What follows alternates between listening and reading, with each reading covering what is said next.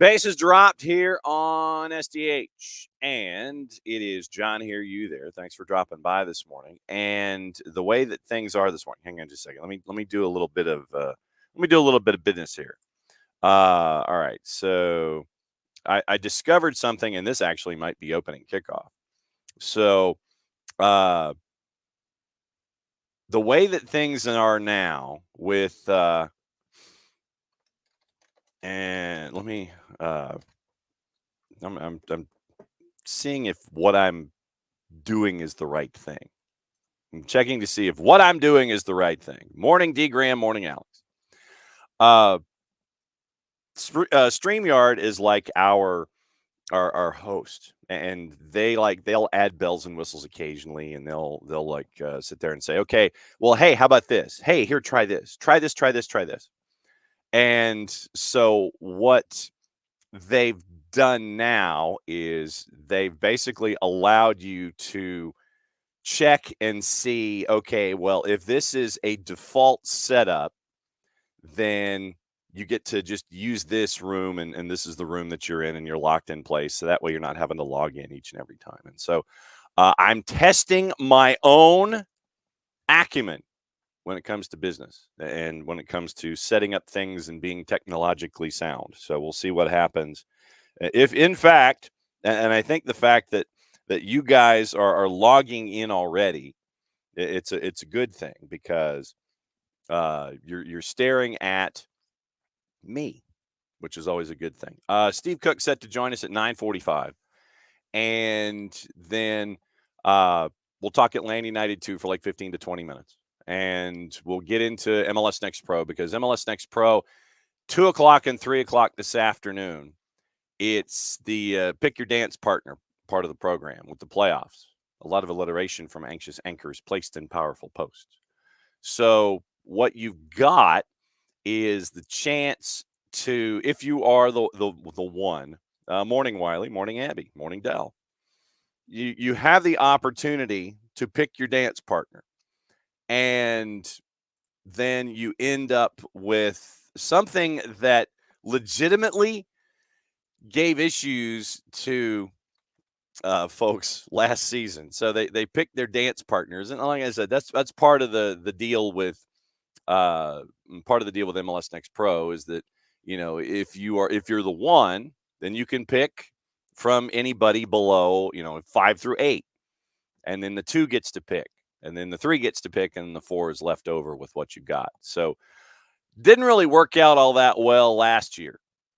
So we'll see what happens this year. 2 o'clock for the Eastern Conference, 3 o'clock for the Western Conference. Oh, the scrolling thingamajig. I guess this is the scrolling thingamajig, as Abby is seeing here on the video side of things. That's from our friends at Glance LED, and Glance LED is something that I stumbled across, and the boss was like, "Oh, you got to get that." And so what you can get is various sizes of boards. And literally, this was the only one that could fit, unless I put it on the train track, because you can get various sizes, and it gives you up-to-date information, news, weather, what have you. And you could program all the sports you want, news of the morning, all that kind of stuff. And so, yeah, this is from our friends at Glance LED. And so I guess this means now I'm going to have to clip this for them and send it to them, because yeah, well, and I know it's kind of then don't look at me. So what it does is it gives all the final scores, and it helps me out, because there are times where I would, it saves me a little time in trying to talk about stuff occasionally. So you'll get you get scores from Europe, you'll get matchups, MLS, all that kind of stuff. And so that's from our friends at Glance LED. They've got a couple of different sizes of devices, and what I could do is I could expand this and see what's going on. So, no, it's from our friends at Glance LED, and I'm debating getting the larger size and maybe putting it in the train track, but that would sacrifice some hats, and we'll see what happens there. But no, it was very, very, very, very cool idea. And so It was all of the deal. So we'll see what is we'll see what's going on with our friends at Glance LED. So all I know is what you got with all of that stuff. That's all. That's all I know. All right. So opening kickoff brought to us by our friends at Kickoff Coffee. Morning pars. I know it's in the 50s and things. Uh, it's yeah. So we'll see what's going on. Anyway, that's what's up this morning. So we'll see what's up. Len, so like I said, Steve Cooke set to join us 9:45, and we'll discuss what's up with what's going on with Atlanta United 2 and MLS Next Pro. Like I said, we'll talk about dance partners and things like that, and we'll talk about the season that Steve had with Atlanta United. I think it's let's see. Oh, SDH Alfresco. Nicely done, Hutch. Odds Atlanta United makes the playoffs. I think it was somewhere between 2 and 10%, Dell. I think that was the number. So we'll see what's up. And all right. That's all I know. For that anyway. The pars. The monitor in the background. That's from our friends at Glance LED. So the monitor in the background, that's from Glance LED. And they're for like info junkies and things like that. And so literally they have different sizes, and this was the only one that I could find that could fit. So yeah, it's our friends at Glance LED right there. And so you'll have scores and things popping up from around the planet. Opening kickoff brought to us by our friends at Kickoff Coffee and kickoffcoffeeco.com. And that's your QR code for those of you who are watching, however you're accessing us this morning, large device or small. And what you do is you hit that QR code, then you end up with going in to Kickoff Coffee and kickoffcoffeeco.com. You get your coffee, you check out, use the code sucker down here 15. You get 15% off your purchase. They in turn take 10%, reinvested into youth games, youth initiatives. Very, very cool stuff from our friends at Kickoff Coffee and kickoffcoffeeco.com. All right. How many of you, when you're wandering around the house barefoot, step on a sharp object? Show of hands. That was me yesterday. And so what happened is obviously I'm running around the office or walking quickly, step on something sharp. And because, you're bringing stuff in from the outside, bottom of your shoes and things like that. And 4Card is definitely to your benefit that you don't wander around anywhere barefoot. So like I said, I was here in the office yesterday. I was here in Office HD yesterday, wandering around. And because, when you step on things, you come inside, you bring stuff on the bottom of your shoes and on your clothes and things like that. So I ended up stepping on, I'm guessing, a thorn of some description or something sharp. And so, how it gets on the bottom of your foot and everything, and you're trying to sit there and go, okay, try and get this out, and you're sitting there and you're trying to sit down and contort and try to find like a pair of tweezers or something to try to, that kind of a thing. And you're trying to get the splinter out of your foot. I was unsuccessful. And so waiting entirely too late to get the splinter out of my foot, it is now like embedded and you can't get to it. So that's what, David, yeah, kind of like Lego blocks, but smaller and more impactful because it's a splinter and it's now literally in my foot. And I can't do anything about it because it's past the line of hydrogen peroxide. Thank you, Abby. Because I was going to ask, see, this is what happens when we're together for like the 7th season. Yeah, and that's what I'm saying, 4Card. It's in there forever. But if you're Abby's like peroxide, then take a bath and needle it out. So that's where I am right now. So suffice to say, when I'm walking around with shoes, it doesn't hurt. When I'm walking around barefoot, I'm mashing onto that splinter and I'm constantly being reminded of how deep it is inside my foot. No pars. I do not take I do not take feet pics. Pars, I do not take feet pics. Not happening. No, you would have to actually. I would have to actually know what I'm doing when it comes to taking pictures in the first place. I end up taking pictures of stuff that's facing the other way because like if you're because with a phone, you sit there and you log in, you hit your photo ID, and it's like you take a picture and ends up you want to take a picture that way, it ends up being a picture of your face. I still have to navigate that kind of stuff. But no, I was going to ask, and Abby beat me to it. If there's a point of no return, if there's something that I can end up doing and chasing after it and get it out of my foot because it hurts like hell. So that's what I was chasing after. David says, I think if you keep walking, it turns into a diamond in 15 years. That wouldn't go over well because then I would lose circulation in my foot unless it just falls out of my foot in 15 years. Yeah, Hutch. Yeah, just look at the old the most recent James Bond movie with nanobots. I think that might be work. Abby's like, get a corn pad and have the spot in the middle, cushioned all around, then you're good until you can dig it out. Okay. Uh, yeah, 4-card knows a little too much about all this stuff. Yeah, so Nick's basically wasting no time. He's just getting right to the end of it. He just amputate it. Sorry, limps are cool though. I don't know if the boss would. I could just see the boss right now, actually, where literally it would be like, dude, what are you doing? I'm amputating the base of my foot because there's a splinter in there. Oh, okay, carry on. She'll walk out of the room. One of those kind of things.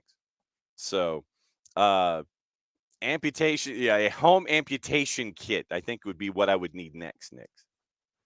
So yeah, the home amputation kit would be the next thing that would be on the line. Why do I have sharp objects on my floor?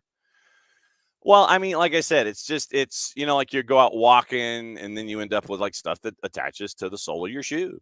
And or you wander inside, you're out there trying to clean out in the yard, and so things blow in, things end up on the bottom of your shoes. It happens, Nix. Sun rises in the east, sets in the west. We pay our taxes in April, and we always drag things into the house off of a shoe or a piece of clothing or something like that.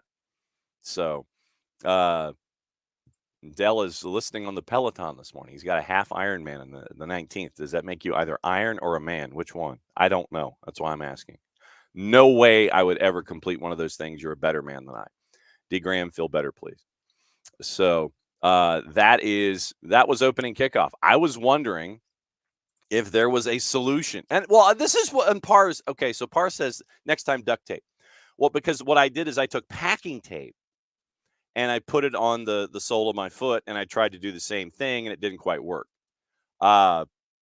So I was right there with you. Pars, I was right there with you. I was thinking, something like packing tape somewhere in there. I had packing tape because it was easily accessible, and it didn't work. So it was an idea. Abby, I'm good. Like I said, I'll probably do your peroxide bit because I'm sure we have peroxide. Well, and yeah, Dell is asking Epsom salt, and Abby's saying peroxide. So I'll go with hydrogen peroxide because I know we have that in the house. So at 11:00 something, I will probably go upstairs to the bathroom and try and figure out, okay, here's the deal. And then, so it would end up being hydrogen peroxide. And then maybe I could blonde my hair out a little bit, get it in and around. Obviously, I would take the headset off first, but that would be what I'm chasing. It. No, Dell, I'm not worth the money. But Dell's like the boss is trying to kill me. No, I'm worth. What is it they say the body's worth? About 37 cents. That's about what I'm worth. So it's no. Hutch, I'm guessing. Hutch, I'm guessing it's like one of those wood splinters. So it would be it's a wood splinter, I guess. Dell, it is not the basement, sir. It is the office. It is the office. It is not a basement. Leave the headset on. The contrast stripe would look great. Yeah. Well, I mean, it's like okay. So which part of me is functioning here? Clear. Okay, Abby. You see now, needles. Sterilize the needle, clear it out, and ground, and have a good pair of tweezers. So I could do the tweezer part. I could do the hydrogen peroxide part. The whole needle thing, you ain't getting me to do that because then that's more surface area that I'm responsible for, and you don't want that. But no, I was wondering, since I was past the point of no return, is there a way to reverse the process? That was my opening kickoff, and so it seems like hydrogen peroxide is the way to go when we're past the point of no return. So that, like I said, that was my big question. That was my big question. And so that was where I was this morning. So that's opening kickoff. Brought to us by our friends at Kickoff. Pop needle thing is after the peroxide. Peroxide cleans it out. No, Nix. No, it's just it was. Opening kickoff by now, Nix, is just something that random that pops into my head, and so it's a way of getting into the show. It was just literally, it's like I was trying to figure out, okay, what do I do here? And Hutch with a YouTube short. Do I need to know about this? So, Splinter Trick. Thank you. Oh, from Dr. Mandel. I don't know who Dr. Mandel is, but we'll get into. Thank you. Okay, so Splinter Trick. Thank you. Yes, it's a cold open. So, you have to dig. Great. Okay, but no, it's not international break or no international break. It's the cold open. It's always what it is to get us into the show and say hi, basically. But yeah, no, it was a random thought that I had in my head that I thought I was past the point of no return. That's opening kickoff. Brought to us by our friends at Kickoff Coffee and kickoffcoffeeco.com. That's your QR code. For those of you who are hanging out with us this morning that haven't had your coffee yet, you hit that QR code. Takes you to Kickoff Coffee and kickoffcoffeeco.com. Then use the code SoccerDownHere15 at checkout. You get 15% off your purchase. They in turn take 10% reinvested into youth games, youth initiatives. Very, very cool stuff from our friends at Kickoff Coffee and kickoffcoffeeco.com. All right. Now, this morning, like I said, Steve Cooke coming on in about 20 minutes. And we'll discuss the season for ATLUTD2, MLS Next Pro in general. How much of a challenge is it for coaching staffs and things like that to be in MLS Next Pro, considering that there are some times when you don't know what your roster is going to be until game day, because if the first team plays and you need reinforcements, then you can have first teamers hang back and help you out on ATLUTD2. Basically, we're going to talk about the season that was, talk about the challenges, talk about the players and literally, like when we talked about it when Tyler was on back on Friday, and we broke down basically a lot of folks that got to see the next stages of their game happen through MLS Next Pro and ATLUTD2. So we'll talk about some folks. Javi Armas, Jaden Hibbert, Aiden Torres, a lot of folks. I don't know if you saw this yesterday. Alan Carlton on his Instagram bid adieu to Atlanta. What the future holds for Alan, do not know. But Alan, so we'll keep an eye on Alan Carlton, and we'll see where Alan's next season is. We'll keep an eye on Alan Carlton going forward. But yeah, on his Instagram yesterday had the thank you message for Atlanta. But we'll get into a lot of the players. We'll get into the challenges of MLS Next Pro, what the season was like, what the function of MLS Next Pro is, and how it kind of serves a dual purpose, and get into players and growth and those kinds of things. Catching up with Steve Cooke in about 20 minutes. And I can't thank Steve enough for coming on to break everything down. And it was a fun season for us at the SDH Network to call ATLUTD2 matches all across the board. So, like I said, we'll catch up with Steve in about 20 minutes, go over the playoff structure and what the matchups could be, those kinds of things. So, don't know, Dell. Do not know. Do not know. Like I said, do not know. We just know that Alan said thank you. Dell's like Alan to Charleston. Don't know. But no, Alan posted a thank you note to Atlanta on his Instagram yesterday. Dell, very thankful for MLS Next Pro. That's how you got MD Myers at the Battery. Yeah, MD Myers for NYCFC2 was a pain in the butt. Absolute pain in the butt. And so MD Myers and Marcanic doing tremendous things offensively for the Charleston Battery. And then you never know what the next stage is going to be, because Marcanic's heading to Europe after this season's over. Great move for Charleston. Hopefully it pays off for Marcanic as well. So, but yeah, just an MLS Next Pro discussion, a Tuesday discussion within the framework of Atlanta United, those kinds of things. So we'll catch up with Steve in about 20 minutes. The awards have come out. The nominations have come out, not the giving of the awards, but the nominations have come out for all of the awards in Major League Soccer. And it is one of those things where we get to see who's been nominated, who's doing what, and who's going where. Jared Smith joining us. Good morning, Jared. Good morning, John. So I actually did a thing, I guess, huh? With kind of with the passwords and passcodes and everything. I actually formulated a room in a studio space where we can come and just congregate and not have to send the same thing each and every single time. I did a thing, man. You did a thing. Mm-hmm. So when Steve comes on in 20 minutes, first off, are you going to be able to hang out with us, or is the real world going to intervene? Until 10. Okay. So like 15 minutes. Okay. So it will be a fun discussion with Steve about MLS Next Pro and the twos and player development and coaching challenges and things like that. So get your questions ready for Steve in the next when he comes on in about 20 minutes to discuss Atlanta United 2. But when you look back at the season for the twos specifically, with the playoffs coming up, the announcement where you get to pick your dance partner at 2 and 3, depending on your conference today. When you look back at the season for the twos, what sticks in your mind? I think just first for me, it's frustration because of the potential they showed, but they didn't quite reach. If that makes sense, Right? And we talked to Steve after games where they would put on and you'd always have games like this where you felt like you played well, you played better than the result, and then you'd have games where you pulled out a win, and we'd talk to him and he'd go, they got to clean that up. They can't play like that and win next week. And it's all a learning process because you've got academy kids that play there. You'd love to see, I think, more academy kids all the time, but it's tricky. Yeah. Because so many of these kids in the past are getting ready, or especially early in the season, they're getting ready to go to college. They're getting ready to, to get moved into some place, in some cases, across the damn country. Yeah. And, they're trying to get their lives moving in that direction. And then you've also got guys who are going to be playing in MLS Next tournaments and with academy games. It's so much easier said than done to just say, well, just play all the academy kids all the time. Well, it's not always easy. They're not always there. And it's tricky. We've talked to him. God knows we've talked to Tony. We talked to Stephen Glass about it in the past, man. It's hard to build that continuous continuity because then aside from that, you have first team guys or second team guys getting pulled up to the first team for training, academy kids getting pulled up to the first team for training.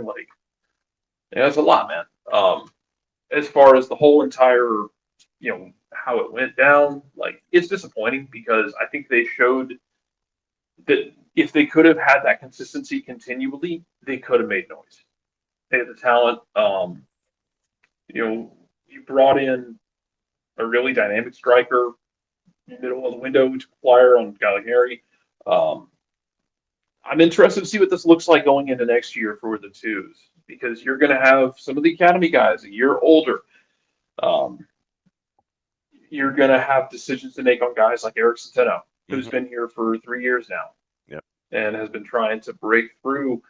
Jaden Hibbert's going to continue to improve, and I thought he just kept taking leaps and bounds all year last year. Yeah.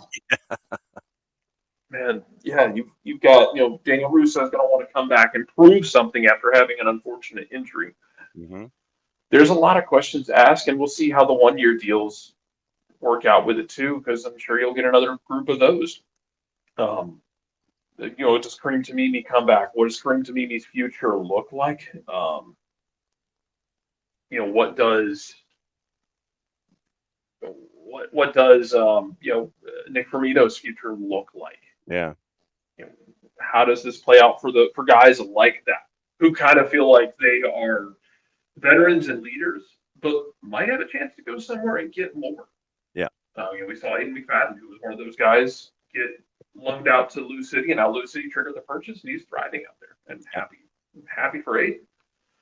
So, just interested to see what you find with that, because those 1-year deals, I think some clubs do like 2 or 3 year deals with those guys they bring in who are not a part of the system. They're kind of weird. But for a place like Atlanta, they can be very useful to try and help somebody uncover what they can be. I think you did that with Nick Firmino. Nick Firmino, again, was a homegrown in New England who didn't stick. Yep. Comes here and was, he was MLS Next Pro Best 11 last year. Yep. Damn near won the boot. This year kind of caught in between because of, getting benches with the first team, not always being available for the second team. Where do you go? Where does he go from here? And can you go find another guy like that where you might be able to knock some dust off a bottle and see what's in it? Yep. And I mentioned Alan Carlton on Instagram yesterday, mentioning doing the thank you note for Atlanta United. And when you see I see that. Yeah, when you see someone like Alan Carlton develop over X number of years, and you get to see the sandpaper version of Alan Carlton come to fruition, where you get to see his imagination, but at the same time you get to see his sandpaper that was attached to, not, it's like you think just because somebody is, hyper skinny and you think he's going to be a pushover. Alan proved in the 24 season that, you just keep underestimating me, and I'm going to do a sombrero and a whoop-de-doo around you. I'm going to leave you about 10 yards behind me. And then if you want to try to, bow up on me, well, we'll play a little chippy. We'll get a little sandpapery, and I'll get in your grill. There's nothing wrong with that. I mean, to see that evolution of Alan Carlton, I thought was really cool in 24. It was. He really took off this year, and it sucks that he's leaving. It sounds like makes me wonder if somebody reached out. If you got basically somebody reached out and said, "Hey, we'll give you a shot right now," whether it be MLS or USL. If somebody said, "Here's a guaranteed contract, come down here and be part of the project, or come up here and be part of the project," whatever it might be. Interested to see where he lands, because he had made such progress, in this organization, and I think he started to bulk up a bit, which we had been begging for a while. Man, I hate seeing him leave, because the kid's talented. He's technical as all hell, and he's got grit to him. Hopefully wherever he lands, he thrives, because at the end of the day, you want to keep all of these guys who have potential, but you can't. It's not possible. So you hope you keep the right ones, and all you can do is try and keep as many as you can. Yeah. And the ones that you can't keep, you just have to wish them the best and hope that they can go find success, and hope that you've done what you can to set them up for success. Yeah. That's kind of the end of the day of it. You can't keep all of them. Sometimes they want to move on. Sometimes you might not feel like they're going to break through in a specific position where they are, and there's a lot of bodies in the way. They might decide they want to go try and do something else. Whatever it might be, you just kind of have to try and get them as ready as you can to be useful and to be a part of your project. And if they aren't part of the project, you got to hope that they go and are able to thrive somewhere else. Yep. And I mean, you mentioned Aiden McFadden and Lou City. There's always the Atlanta United 2 pipeline that goes to our buddy Stephen Glass out in Memphis 901, where on any given day there could have been at least 3 or 4 former Atlanta United 2 players that were attached to his success. Chris Allen is still floating around in USL Championship. You had a guy like Jack Kerr, who's now in Sacramento as well. So you get to see players come by, and then you get to see them take their next steps. Yeah, D. Graham mentioned, Jarrett alluded to it, the idea of a 40-man roster where 18 are available. And D. Graham's like, loan everybody out. Yeah, loan everybody. Yeah, do the Chelsea. It doesn't work. Unfortunately, it doesn't work that fluidly. It's something we've harped on before, but hell, let's revisit. It would help if MLSPA, oh boy, MLS, and the NCAA could all be locked in a room together and figure out how they want to do this, so that we could have academy kids make the bench on a first team roster if we need to. Mm-hmm. Where, Columbus, like when they lost their goalkeeper in that game, and Wilfred Nancy cut a promo. Like, imagine a world where a kid can play for a USL team out of the academy and not burn his NCAA eligibility. Yeah. USL is a pro league, second division pro league. But if he plays for an MLS team, he burns his eligibility because the NCAA just doesn't always make sense. And No. it needs to be more of a living, breathing thing in that respect, I think. Because imagine if Columbus could have said, hey, we got a 17-year-old goalkeeper who we're just going to call up for the academy, and hopefully he doesn't have to play it. If he does, and he's in the shooting range, and he'll get to keep that memory forever, good or bad. I mean, damn, the National Hockey League in arenas have emergency keepers for these kinds of situations. Who was that? Who was it? Was it the Canes that had to do that? Or yeah, it was the Canes that had against the Leafs. Yeah. They went to had to pull a guy off the street who was playing pickup hockey with his in a pickup league, like an adult league or something. Yeah. Suited him up for one game and he got the win. Because if there's any team in the NHL that's going to lose a game to a team that is missing 3 or 4 goalkeepers and just pulls a guy off the street, throws a shirt on him, and sticks him between the pipes, it's gonna be Toronto. Yeah, and then before that, remember it was the Chicago Blackhawks who had the league keeper, the beer league guy that was there sitting in the stands and got the call. So yeah, it was the Canes, and then before that it was Chicago, and in both of those instances, you had legendary movement, and you got great stories about dudes who are in their late 20s, early 30s, or mid 30s. Yeah, so sure, why not? But no, the NCAA no, we can't have nice things, Jared. You simplify that, in the MLSPA, see if you can sit down and figure out how to kind of rope in these MLS Next Pro players into the MLSPA fully so that everyone is involved and that everybody's getting the coverage they need so that you can move back and forth. It would make loaning players, I think, easier, make player movement easier, but there's always going to be tricks with managing second teams. And yeah, man, it's weird. Yeah, and want to get into the all the magic tricks that it takes to make sure that things go as well as humanly possible. Like I said, Steve Cooke coming up in about 5 minutes or so, so it'll be really cool to kind of pick his brain when it comes to the lives and times of MLS Next Pro, because I know that a lot of folks get locked into the idea of, okay, you're a team in a league, therefore you're there to try and win championships and things like that. But in MLS Next Pro, that's a part of the equation. It's not the full equation. You have to juggle the idea of player development plus trying to win and the lessons that go along with it, Jared. Yeah, you do. And look, some programs have handled it better. You look at some of the Next Pro standings. Columbus wins at year 1. Yeah. Philly and New York are generally near the top. The system is more of, I think, a streamlined straight line in terms of style.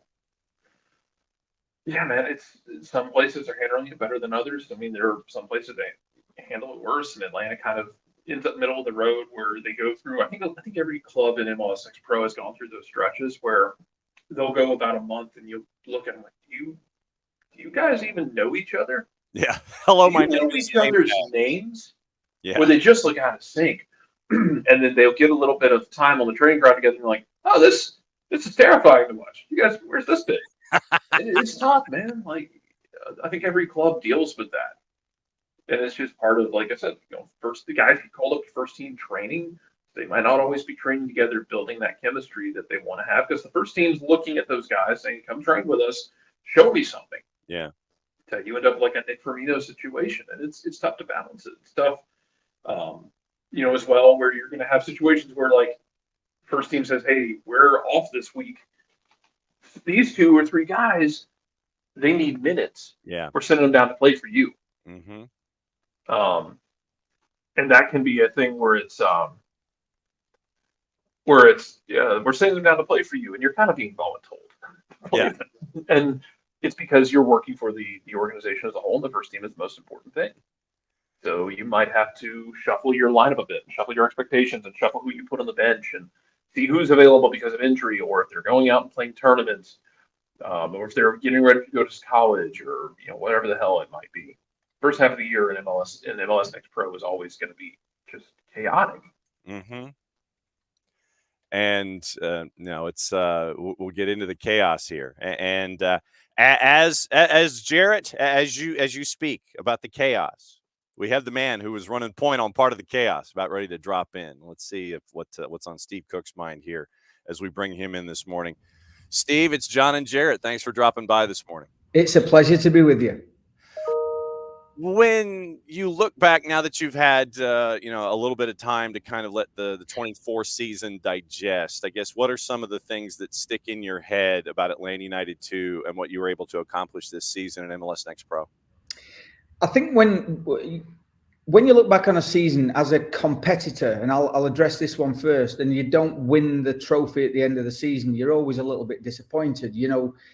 I don't think that'll ever change for someone like me or for most of the players that we have with us, and certainly not the coaching staff or the club. This is what it's like when you're at a big club.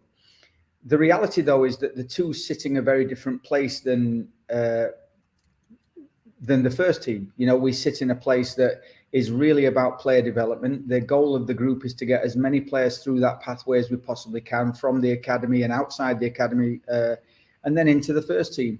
And I think when you look at the contributions that various players have made in US Open Cup, playing minutes for the first team, even this past weekend, you look at a great finish from Tyler Wolff, who recently got good minutes with the twos. And you look at the development of some of the young players from the academy. Dominic Chonkwe really sticks in my mind there as well. I think you can look at the season as a real success because, again, just like last season as well, we had a great record of bringing players through our academy, through the college system. Actually, when you look back at Nick Firmino last year, coming from another MLS club and then gaining some traction with us. And then the same thing happened this year with Matt Edwards coming from college and has now made great contributions. So if you ask me that question as Steve Cooke, the competitor, I'm going to say, my goodness, I'm a bit disappointed. But the reality is that if you look at the vision and the purpose for the twos, we've had yet another really good season where a lot of players have improved, a lot of players have moved through the pathway, and probably some of the successes they've had and the challenges they've had are really about preparing them for their futures and the future for the first team. And that really makes us all proud because that's what it's all about. Coach, I wanted to ask about the emotional development in these situations because, especially some of these teenagers, we were all 17 at one point, and not all of us were mentally and emotionally mature enough to handle playing a game professionally. What's it like trying to get them into a good place mentally and emotionally week after week where they can contribute and not let things kind of weigh them down? I think this is a really big question. And it's one that I think we probably, as should I say, more mature people, we probably forget how we were when we were that age, as you alluded to. We also, I believe, might not appreciate what it is like for a young person in the 21st century and certainly in the 2020s with social media. So everything they do is magnified. Everything they do from their performances are seen on platforms like Y-Scout and on Huddle, and we've got people all over the world putting stats together for these young people. And so I think one of the difficulties these days for any young person is that their lives are lived out in the public eye, and especially as a young player coming through the academy, you play with that joy, you play with that freedom, you have this sense of, it's a kid's game and I'm really lucky to be playing.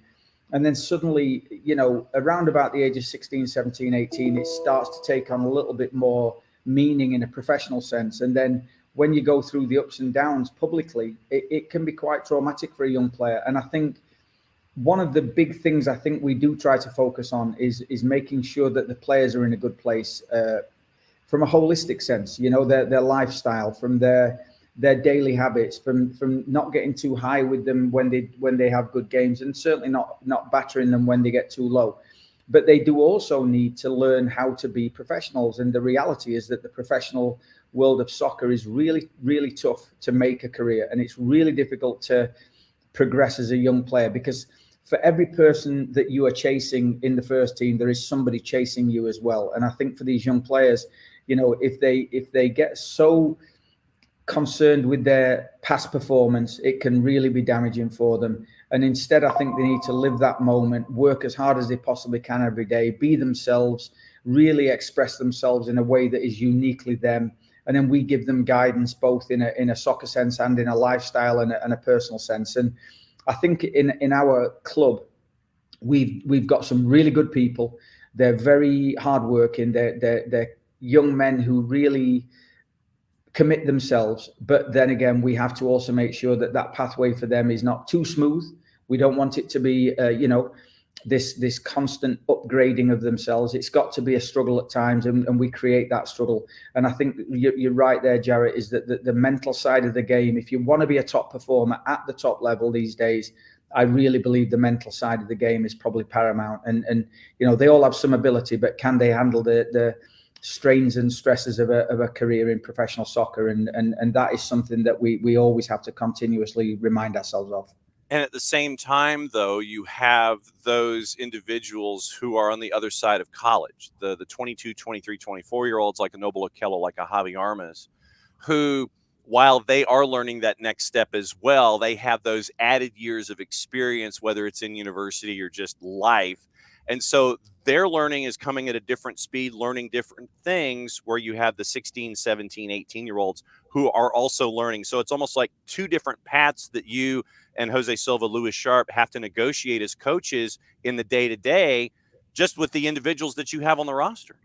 I think that's a good point. In our group, the players come from so many different spots, right? And it's easy to look at the young academy players and say, well, they're all on an upwards trajectory, they're all going to make it, and that is one element. But then you're right, is that we have these young men who are coming from college situations. Their experience in life is greater. They've lived away from home. They've done their own laundry. They've got the groceries. They've just, like you said, done a bit more traveling and lived on the planet a little bit longer. So they have that life experience.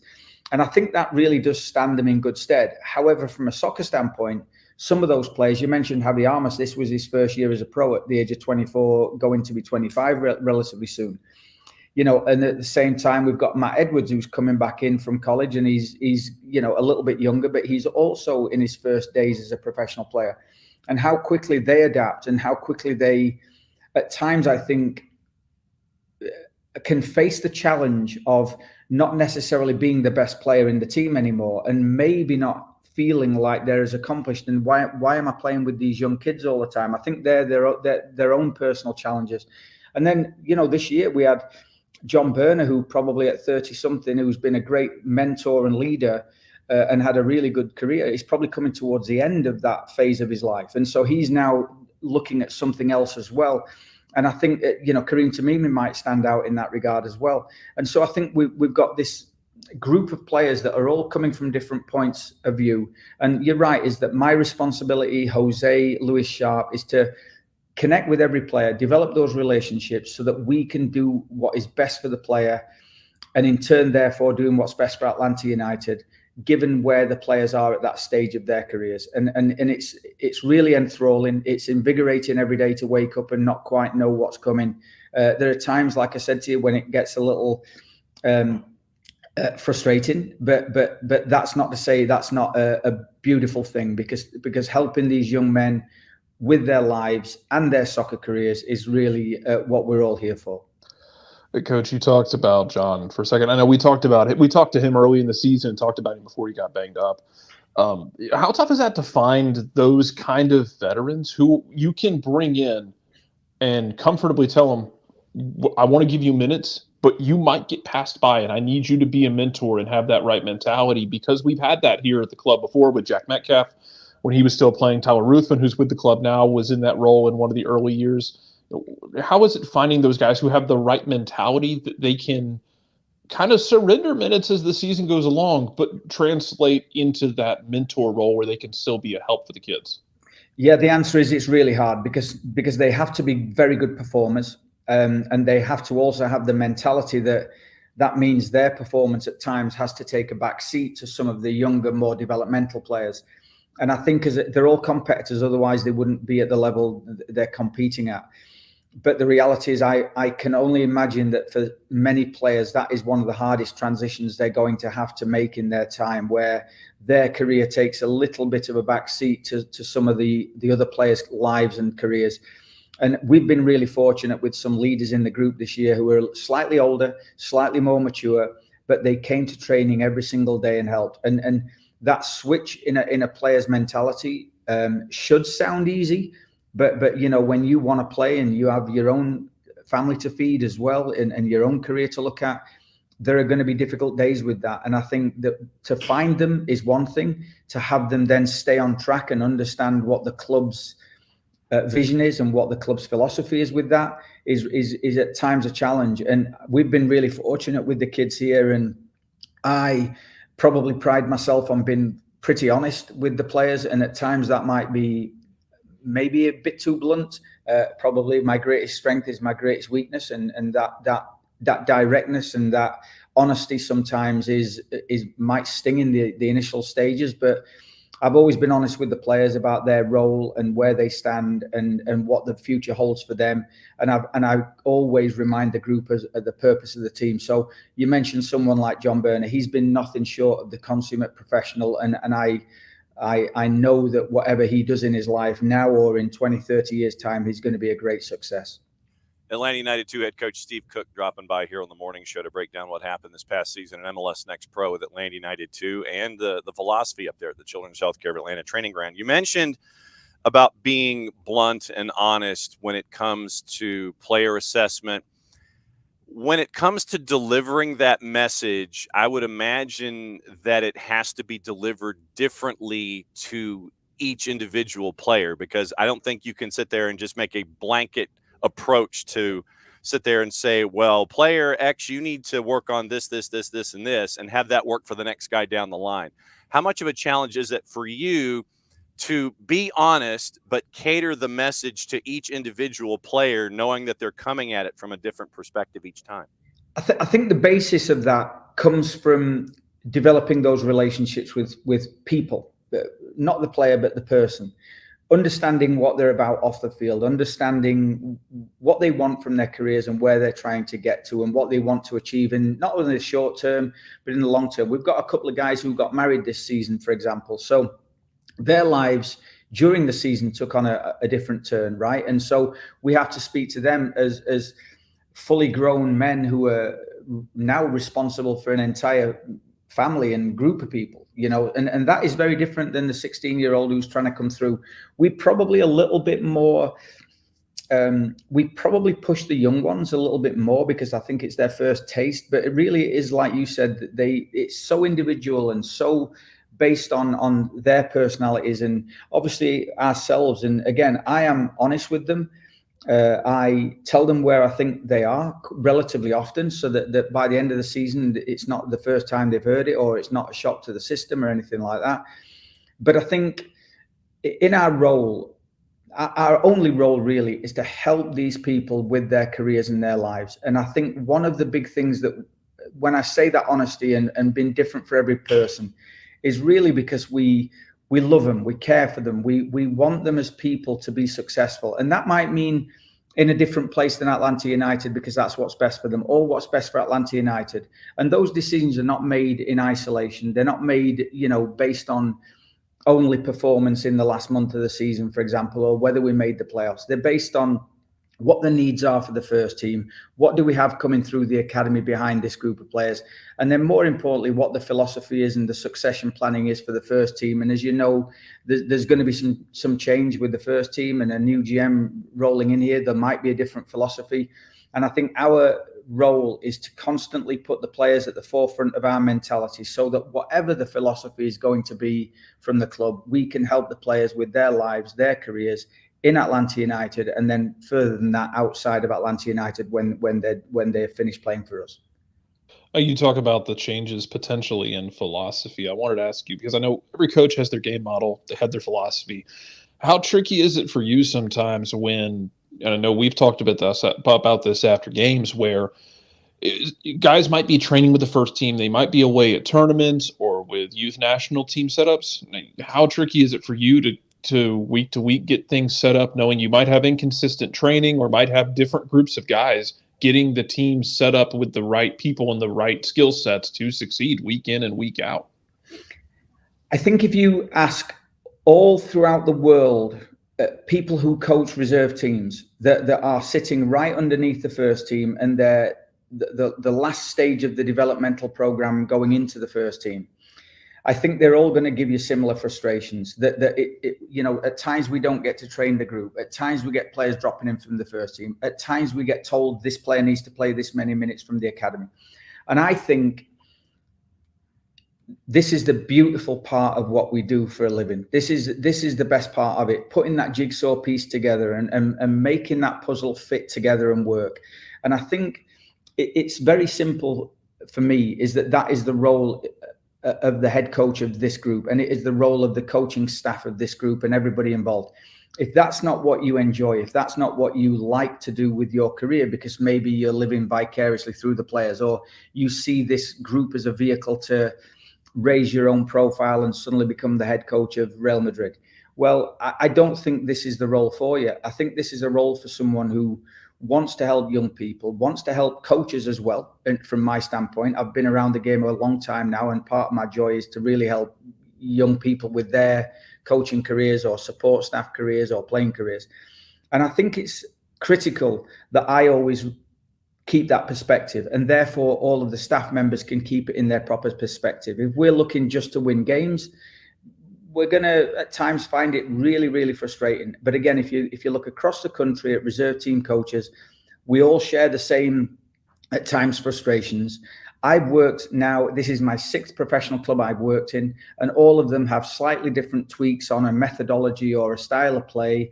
And our role is to fit in with what comes along. And if the next GM or head coach comes in and says, this is what we need you to do now, then we nod our heads and we get on with it, and we make the very, very best scenario of that. And I've been fortunate to work with some really, really top level people in my time. I've worked with great players, great coaches, and really good people across the board. Everyone has good ideas. Nobody owns the best way of soccer. Nobody owns the best way of developing players or playing. And I think our role is to really embrace it and help the players understand that if they're going to progress with their careers, they're going to encounter many, many people with many opinions and many different ways of doing things. And their job is to adjust and be the best version of themselves within that framework that the coaching staff and the club give them. Last question for you, Stephen. Thanks for dropping by. It's always great to have you here so we can pick your brain. Comes from one of our viewers this morning. Question is, how difficult is it for you to change a player's position? Sit there and you look at somebody like an Efren Morales who was thought of, okay, I don't think you're better up top. We think you're better as a center back. How difficult is it to change a player's position, to have them sit there and say, okay, we think you would be better full-time here as opposed to where you've been in the past? That's a great question. It's not easy. I'm not going to sit here and say, wow, it's so easy. We think he's a right back, so we're going to stick him over there and it's smooth. I think all of the players that are with us because we see something in them as players, regardless of position, right? You've got to be able to do certain things well to even become a good academy player, never mind a professional player. So you've got to be able to receive and pass a ball. You've got to be able to defend 1v1 a little bit. You've got to be able to understand the game to some degree to just get to this point. However, one of our key roles is to see players, look at their best attributes, look at their strengths, and at times super strengths, and then put them in a position that they are able to succeed in. Put them in a position that they're able to use their strengths as often as they possibly can and really excel in the game, because that is our role, to help them with their lives. At times that means moving positions, and at times that means uncomfortable conversations about, hey, we're going to put you at centre back today, give it a go. And you see the fear and the glazed look over their eyes, because it's almost like a different game entirely. And then not being too harsh with them during that learning process and that adapting process, making sure that they're supported. And when they make mistakes, keep playing them and keep pushing them on. And then ultimately it's up to the player. If the player plays well, regardless of position, they will find a home. Again, if we play 4 at the back or 3 at the back or 5 at the back, can you fit into a system because you're a good player? And that is our huge responsibility. And in answer to the question, it's not an easy task to move positions for a player. Certainly it isn't easy for the player. For me, it is about more looking at the player, seeing their best attributes, and helping that player use them as often as they possibly can, not only to help themselves, but to help the team as well. Steve, as always, you know you've got an open door policy here on the morning show, and with everything that we do here at SDH. You want to get something off your chest? You want to sit there and say, "Well, I've got something I need to talk about." You know you've got an open door, my friend. It's great to see you. I do appreciate it, and thanks for everything you do for us as well. It really is very much appreciated by everybody. All right, go get your coffee. We'll catch up soon, my friend. Thank you. All right, Steve Cooke, head coach of Atlanta United 2, and it's always fun to catch up with Steve because of his knowledge base and his understanding of what it is with Atlanta United and Atlanta United 2 and MLS Next Pro and all these kinds of things. But no, it's always great to catch up with Steve and find out what's going on. And I wanted to get that recap, and it kind of turned out somewhat karmic because of today being your pick a dance partner in MLS Next Pro for the playoffs. 2:00, 3:00. MLS Next Pro on their social medias, and I think it's on their YouTube. I think Max Bretos is hosting both of those hours. So we'll see how Pick a Dance Partner goes when it comes to MLS Next Pro and with what's on the docket for them. And obviously we'll have SDH on MLS Next Pro when those matchups come out. We'll talk about it. We'll get that stuff all laid out for you. So to let everybody know what it's like right now in MLS Next Pro, in the East, Cincinnati is your number 1 overall seed. Philadelphia is the 2. Messi and Friends 2. The Baby Herons are the 3. Fire 2 are the 4. Orlando City B are the 5. NYCFC 2 in the three-way dance of 28 matches played, 45 points, 11 wins, going to goal difference. 4 teams had 45 points. 3 of them had 11 wins. Chattanooga only having 9 was the reason they didn't make the postseason to start. So they were out on the first tiebreaker, number of wins. NYCFC 2, Crew 2, Crown Legacy each had 11 wins. Then you get to goal difference. NYCFC 2 is a plus 12.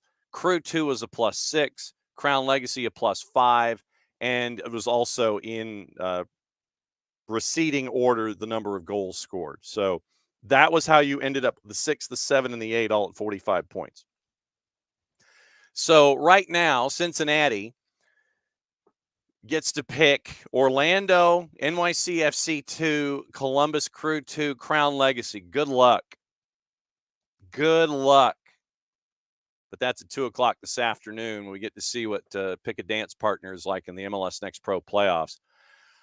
I don't know if I want to touch Crown Legacy. We've seen Crown Legacy this season. We know what they're all about. Crew 2, it's like staring at a mirror. Do you want to play Columbus? I'm not so sure. NYCFC 2, I don't know. Maybe I want to play Orlando. Orlando can be had. We've heard Orlando City B. We've had those matches here on the network this year as well. But I think that OCB might be the choice for Cincinnati in round 1. Then Union 2 would get the next selection.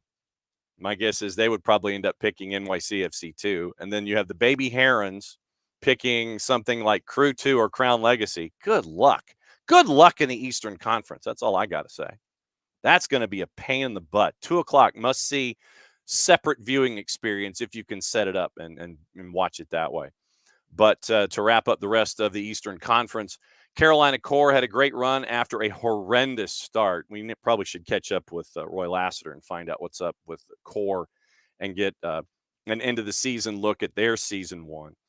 43 points for them. Red Bulls 2 finished with 40. It was a Toronto FC 2 at 37. Then you had Atlanta United 2 at 32. Huntsville City Football Club at 29. And New England at 22. We probably should catch up with our friends in Huntsville City as well. Western Conference, it's North Texas and everybody else. North Texas, and the number that they put up on decision day, we'll get into that in a second. North Texas, number 1 seed, division title, home field all the way throughout. North Texas, 6 points clear of St. Louis City SC2. The Town won the other division at 51 points. Then you have Tacoma Defiance at 46, LAFC 2 at 45, Ventura County at 43, Whitecaps 2 at 40, and Dynamo Dos Houston at 39. Real Monarchs had one less win at 39 points, and that was why they're out of the playoff picture. Sporting Kansas City 2 at 38. Timbers 2 at 38, 2 less wins. Austin FC 2, and we still haven't talked about Josh Wolf yet. Austin FC 2 at 36 points. Loons 2 at 32, and Colorado Rapids 2 at 23. So I'm guessing this one might be something close to chalk. I would say if I'm North Texas, I'm probably picking Houston. If I'm St. Louis, I'm probably picking Vancouver. The town might be I mean, this probably would go chalk. The town probably picking Ventura County, and then Tacoma stuck with LAFC 2. So I would think that at 3 o'clock when they make these selections in the Western Conference, it's probably chalk. The Eastern Conference is the one that's going to be really interesting at 2 o'clock this afternoon. Like I said, we'll talk about that tomorrow. So great to catch up with Steve Cooke. And I told Steve, I was like, look, yeah, as you heard, he's got an open door policy. Really looking forward to seeing how that continues to grow and evolve. And if Steve, like I said, Steve's got an open door. He wants to come in and talk about things. He can come in and talk about anything he wants. So that's what it's great to catch up with him and find out about Atlanta United too. And D Graham, thanks for the question. You got Steve on that one. That was good. Okay, so MLS actually, North Texas beat Loons 2, by the way, 8-2 at Choctaw. That was what I was wanting to get at on decision day. St. Louis City SC2 beat Tacoma 5-0. Sporting Kansas City 2 and LAFC 2 was 4-3. North Texas put 8 on the board against Loons 2 at Choctaw. And the town beat Austin 4-3. So you had your batch of crazy the last day of the regular season. But, yeah, just to look at what happened with North Texas. And it was 8-1 at one point. I mean, that's just nuts. Absolutely crazy. The stats in that one, by the way. 8 goals on 18 shots. 11 shots on goal. A lot of passes. 600 total passes in the day. But, yeah, so 8 goals on the board for North Texas last day of the regular season. MLS announced yesterday, or it was late Sunday night, that Josh Wolf was out at Austin. You kind of had the feeling from when Rodolfo Borrell was named the new sporting director, when that happened earlier in the season, that he was probably on, he was definitely on the Missouri plan. You got to show me you didn't make the playoffs, and so then you're out. But the one question I always have in these situations, and I think it's a universal question, is that why do it with one game to go in the regular season? And like I said, and I might be naive, but I would like to ask in general why it is that you do something with a game to go. I'm just asking. If this was your plan, when did you come up with your plan? When did you finally decide, if you were Rodolfo Borrell, that you were going to dismiss Josh Wolf? And does one game really make a difference? Do something out there where it would be like, okay, I would say if you want to present it this way, I think I could maybe digest it a little differently. Announce that Josh Wolf's contract is not going to be renewed at the end of the season, if he's at the end of a deal, or that you're going to part ways with Josh at the end of the season. You do it with a game to go. He gets his swan song. He gets his last day. Then decision day is what decision day is. He gets his goodbye. You get it on tape. You go. And instead, you decide on a Sunday night in a news dump situation that you're going to that Josh Wolf and Austin are parting ways. Like I said, I'm just trying to figure out, and I may not know anything from Adam's house cat, but I'm just still trying to figure out the timing of it and the implementation of it. If you knew at X point that was a little further back in the schedule that you weren't going to renew his contract, or that you were going to part ways with them, go ahead and part ways. If it was like 6 matches to go, 8 matches to go, whatever. If you drew impatient with it, you're done, then do it back then. But with a match to go in the regular season, after the loss to LAFC and what we talked about with the Ricky Puig incident. I mean, if that was the straw, then fine. But with a match to go, it's just odd. Yeah, and D Graham, I'm with you. Yeah, that I think that Borrell put that in place. And then you're like, yeah, okay. So if you didn't get the playoffs, you get to that point. And I'm with you. I think that when Borrell came in, his idea was, okay, we're making the playoffs. This is your year. You got to show me, and if it's not happening, it's not happening. So, but to my point, if you're not making the playoffs, what difference does one match make? If you're not making the playoffs, you're coming up on the last game of the regular season. I mean, it's just odd. I mean, let him coach it out. It's one game. You're still not making the playoffs either way.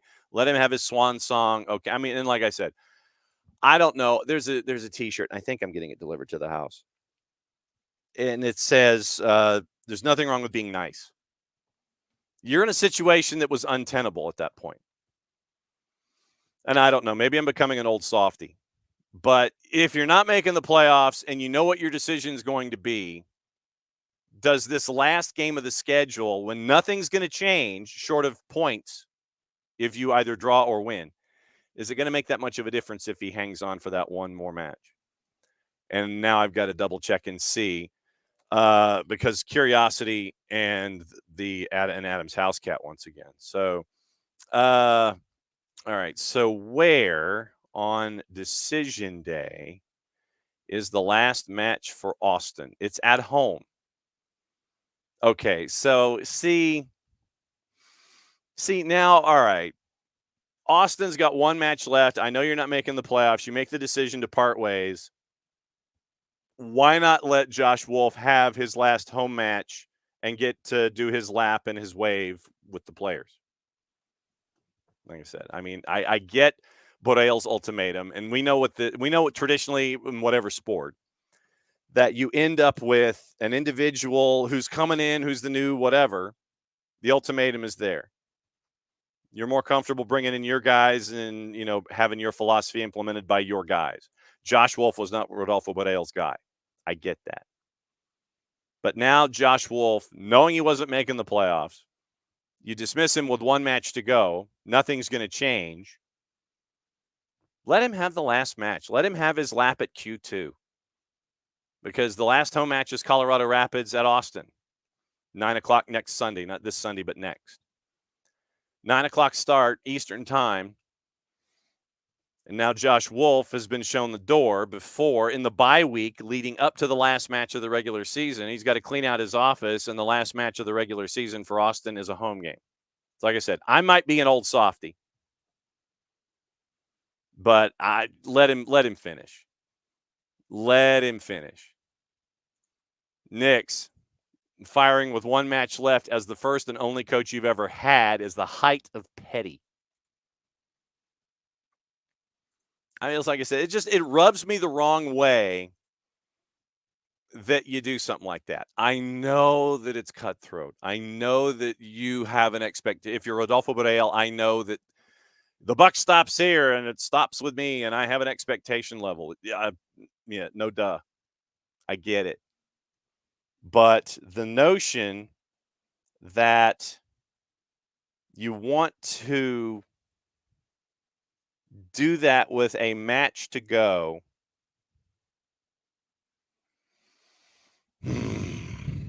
Yeah, that's just frustrating.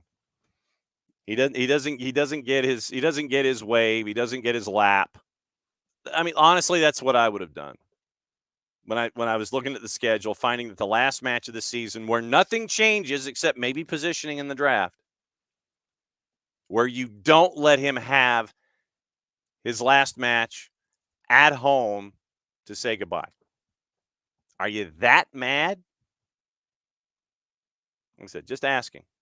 Like I said, I might be turning into an old softy, and who knows? But we'll see. But like I said, I'm just asking. All right, something to keep an eye on this morning. and maybe it'll happen after we're off the air. Chicago Fire on their 280 character app. Quote, you're going to want to turn on your notifications this morning. The path to tomorrow starts today. So I'm guessing that means that Frank Klopas is no longer going to be the head coach for Chicago Fire. And my guess is that Joe Mansueto is bringing in somebody that we all know to be the new head coach of the Chicago Fire. So set your notifications for the Chicago Fire this morning, and we'll see what's going on there. Also, USL League One news that came out top of the hour. USL League One is adding a franchise in Corpus Christi, Texas. They're going to compete in the $28 million Corpus Christi Sports Complex currently under construction. We talked about Corpus Christi in the past, and now this means that we've really got to get them to do a 1v1 or have them on the show. 5,000-seat modular multi-sport stadium. Kingsley Okonkwo is the leader of Corpus Christi Professional Soccer, becoming the city's only independent professional sports organization, first pro soccer team in the Coastal Bend region. And so there's a quote from Okonkwo. Investment group led by Next Sports and Okonkwo developing the 46-acre Corpus Christi Sports Complex, which began construction in December of 23, expected to be completed in 25. Received a grant under a 5-year incentive agreement with the city of Corpus Christi. In addition to the stadium, the complex will include 8 multi-use fields, a go-kart racing track, and office space. And so Corpus Christi gets added to the mix. When do they start play, by the way? So it has been awarded the rights to a USL League One franchise, yet no date has been announced to when this franchise would start. But Corpus Christi now is being added to the mix for USL League One. So good deal with them. We need to catch up with Darren Van Tassel at the end of the season, too, and the Irwins, and we need to make the round. Sean McDaniel, catch up with everybody in USL League One when the regular season's over, now that we know that the Jägermeister Cup champs are your Northern Colorado Hailstorm. Okay, MLS announced their end-of-season awards. And let's roll through them. And, I mean, here's the discussion that we'll have for a while anyway. Year-end awards determined via voting from 3 groups. Each get a third. Players, club technical staff, and select media members representing local and national outlets who consistently covered the 2024 MLS regular season. Full disclosure, SDH was not a part of this discussion. Voting will open October 7, conclude on the 21st, shortly after Decision Day. So everything's open for the nominees. Fans will have the opportunity to weigh in on top plays, goal of the year, save of the year. Go to MLSsoccer.com. Okay. MLS MVP nominees. Given to the MVP in Major League Soccer during the 2024 regular season. Eligible players must have played at least 1,000 minutes during the regular season. There's like 19,000 names, and we'll go through them. And I'll do it quickly so we're not bogged down, but then we'll discuss. Acosta, Arango, Artur, Benteke, Bernardeschi, Buanga, Berkey, Christian Espinosa. God bless him for including more than one person for San Jose. Evander, Matt Freese for NYC. Interesting. Ryan Gauld, Gazdag, Carlos Heel, Cucho, Christian Colina, definitely should be named. Saba for Atlanta United. Hernan Lopez in San Jose. Joseph, Messi, Mihailovic, Lewis Morgan, Jordan Morris, Rafa Navarro from Colorado. Martin Ojeda, Orellano, Osorio, Piet, Ricky Puig, Jonathan Rodriguez, Santi Rodriguez, Rusnak, Luis Suarez, Facundo Torres, Brian White. Okay. So there's a lot of names on here that make sense. They do. Without question, they do. Jarrett's back with us. We went through the whole before. I just mentioned we're going to go through the end of season awards names, and I just ran through the MVPs. But your thoughts? Can I be mad at literally all of them? Sure, absolutely. There's nothing wrong with Okay. that. And I went through the Josh Wolf dismissal and how I'm turning into an old softie, I think. How much time do we have for me to go over this? Do we have somebody coming in that we have a hit for? No, we're clean. Runway's clear for the rest of the show. Okay, because Austin Twitter found my tweet about this, and I need y'all to understand something. I got no problem with Josh Wolf being fired. I think it's still kind of shitty that you fired him when you did. Fire him during the last week window or fire him next week. Like, one game left just kind of feels like it was personal, and maybe it was. Maybe there was something going on within the organization that made it personal. Maybe it got ugly. And it's just like, that's a weird, awkward time. And then they need to get a head start on the coaching search. They could have already, look, if they knew they weren't bringing him back, they probably already got a head start on the coaching search. They probably already had people doing the work. Yeah. It might not be formal interviews yet, but they could have been reaching out about it. It just, the timing of it. And the last match of the season is a home game at Q2.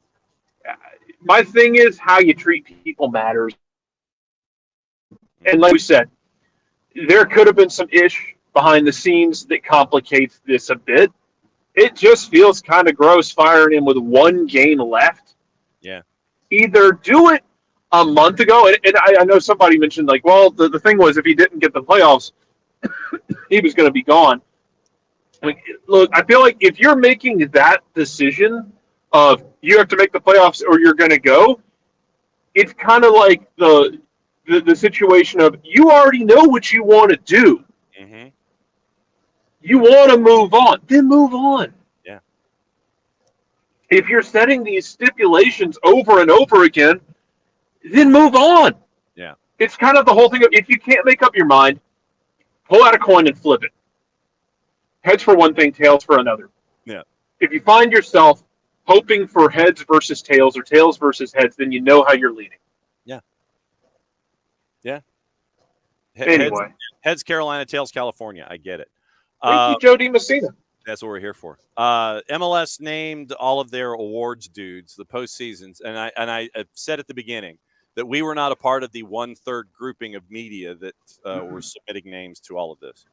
No, which means I can be like fast and loose with my complaints Absolutely. about like some of the people who do have votes saying that Chris Armas doesn't deserve any down ballot votes. Get the hell on you and your mama. Yes. I get Wilfred Nancy's going to win this thing most likely. Yeah.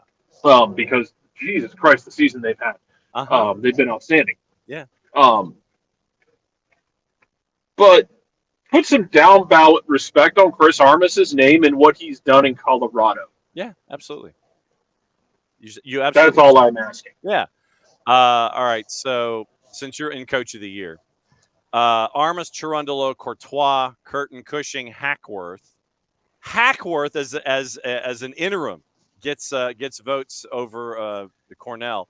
Herdman, Lacine, Tata Martino, Mastroeni, Nancy, Neville, Noonan, Olsen, Pareja, Ramsey, Eric Ramsey getting votes or nominated. Ian Russell, Vanny Sartini, Schmetzer, Schwartz, Dean Smith, and Greg Vanny. So that's your group. That's damn near everybody. So pretty much, yeah. So like I said, you got the thirds that are throwing names into the pile, and it ends up being this list of 9,000 people by the time you're done. So, but no, I mean, legitimately for me, if I'm looking at if we're treating this like the Downtown Athletic Club, it is Armas, it is Tata, obviously, but he's not getting my vote. Nancy, and I mean, for me, legitimately, that's it, because everybody else is like, if you go with Cherundolo and Greg Vanny, okay, great, you did what you were supposed to do with the resources you had. But I'll give Vanny more credit than that though, because they're going to win the West, right? Yeah, or damn near. They should be in position to win the West. They should be in position. So here's the deal: going into the last days of the regular season. Remember, LAFC has the makeup game this weekend. Yeah, no, you're right. Never mind. I forgot about that. Well, but LAFC, if they win this weekend and it's against Vancouver, so I think they're the Sunday game. LAFC Vancouver is the makeup game in the Western Conference on Sunday.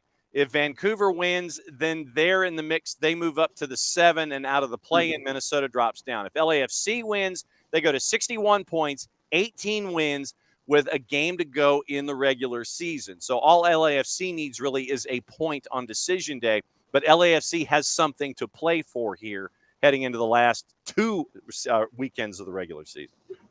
Yeah. So I'll give Vanny more credit in that, like, we've seen coaches been given like big money pieces in the Galaxy and fall on their faces, and he might win the West with it. I'll give him more credit. I think he deserves more credit for that.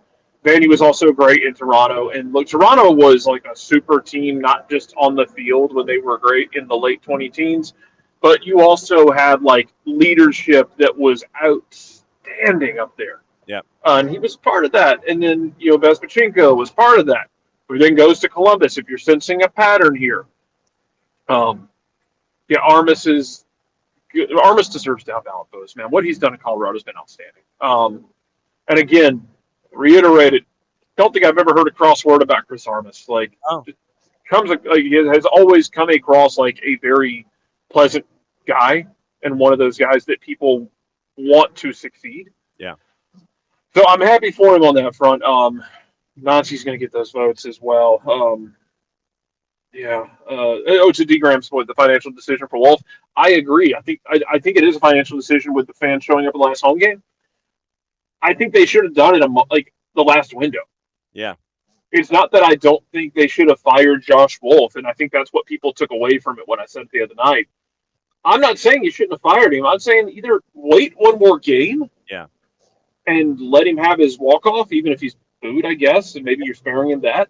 Yeah. But then fire him before. Because even if you, like I said, if you have set the stipulation of you have to make the playoffs or you're fired, you've already made your decision that you want to move on. Yep.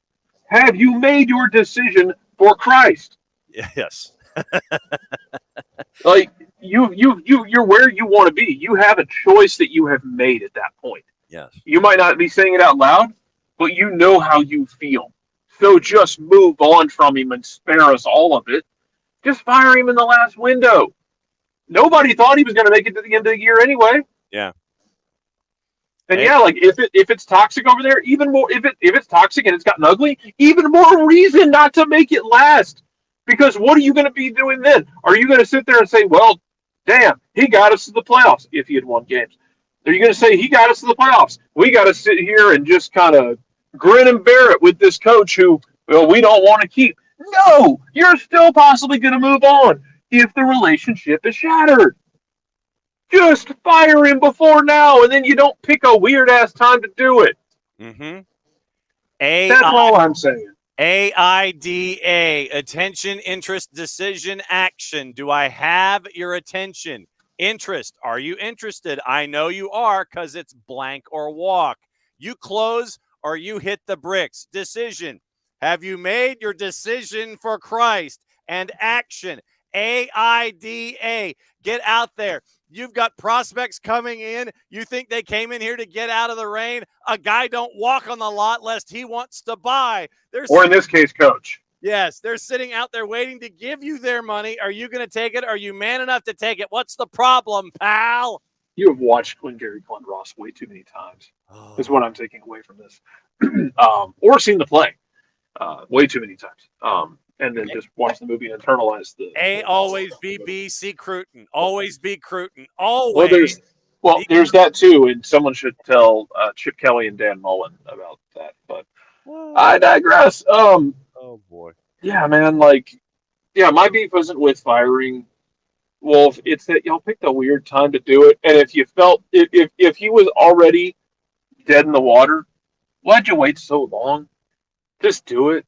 Mm-hmm. The fans wanted you to do it, and I know it's the thing of fans can't dictate the entire club because then it gets tricky. In the same sense, you can't let players dictate everything the club does because then that will get really messy and really problematic. But man, it's just the timing was really weird on it. We'll see if anybody else gets fired at the end of the season. I don't know anybody. I don't know. I'd have to look at it. Because we had so many mid-season firings this year, it's kind of like turned the idea of Black Monday into nothing. Yeah. By the way, Jarrett, our friends at Apotheos will be returning to Silverbacks Park for the next NPSL season. Announced today on social media as season tickets go on sale. Below NPSL fever, baby. Yes. NPSL Southeast was a rock fight last year. Ooh.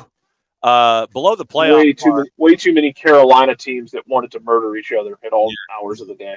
was beautiful. Yes. Below the playoff bar currently, Herdman, Curtin, Atlanta, Nashville, New England, Caleb Porter, and Chicago, who's probably going to be naming Greg Berhalter as their coach. Below the playoff bar, Josh Wolf. You have an interim in Dallas. You've got Hackworth in St. Louis. Does he stay? Do they bring in somebody full-time? Peter Vermes, I think, is the larger question in Kansas City.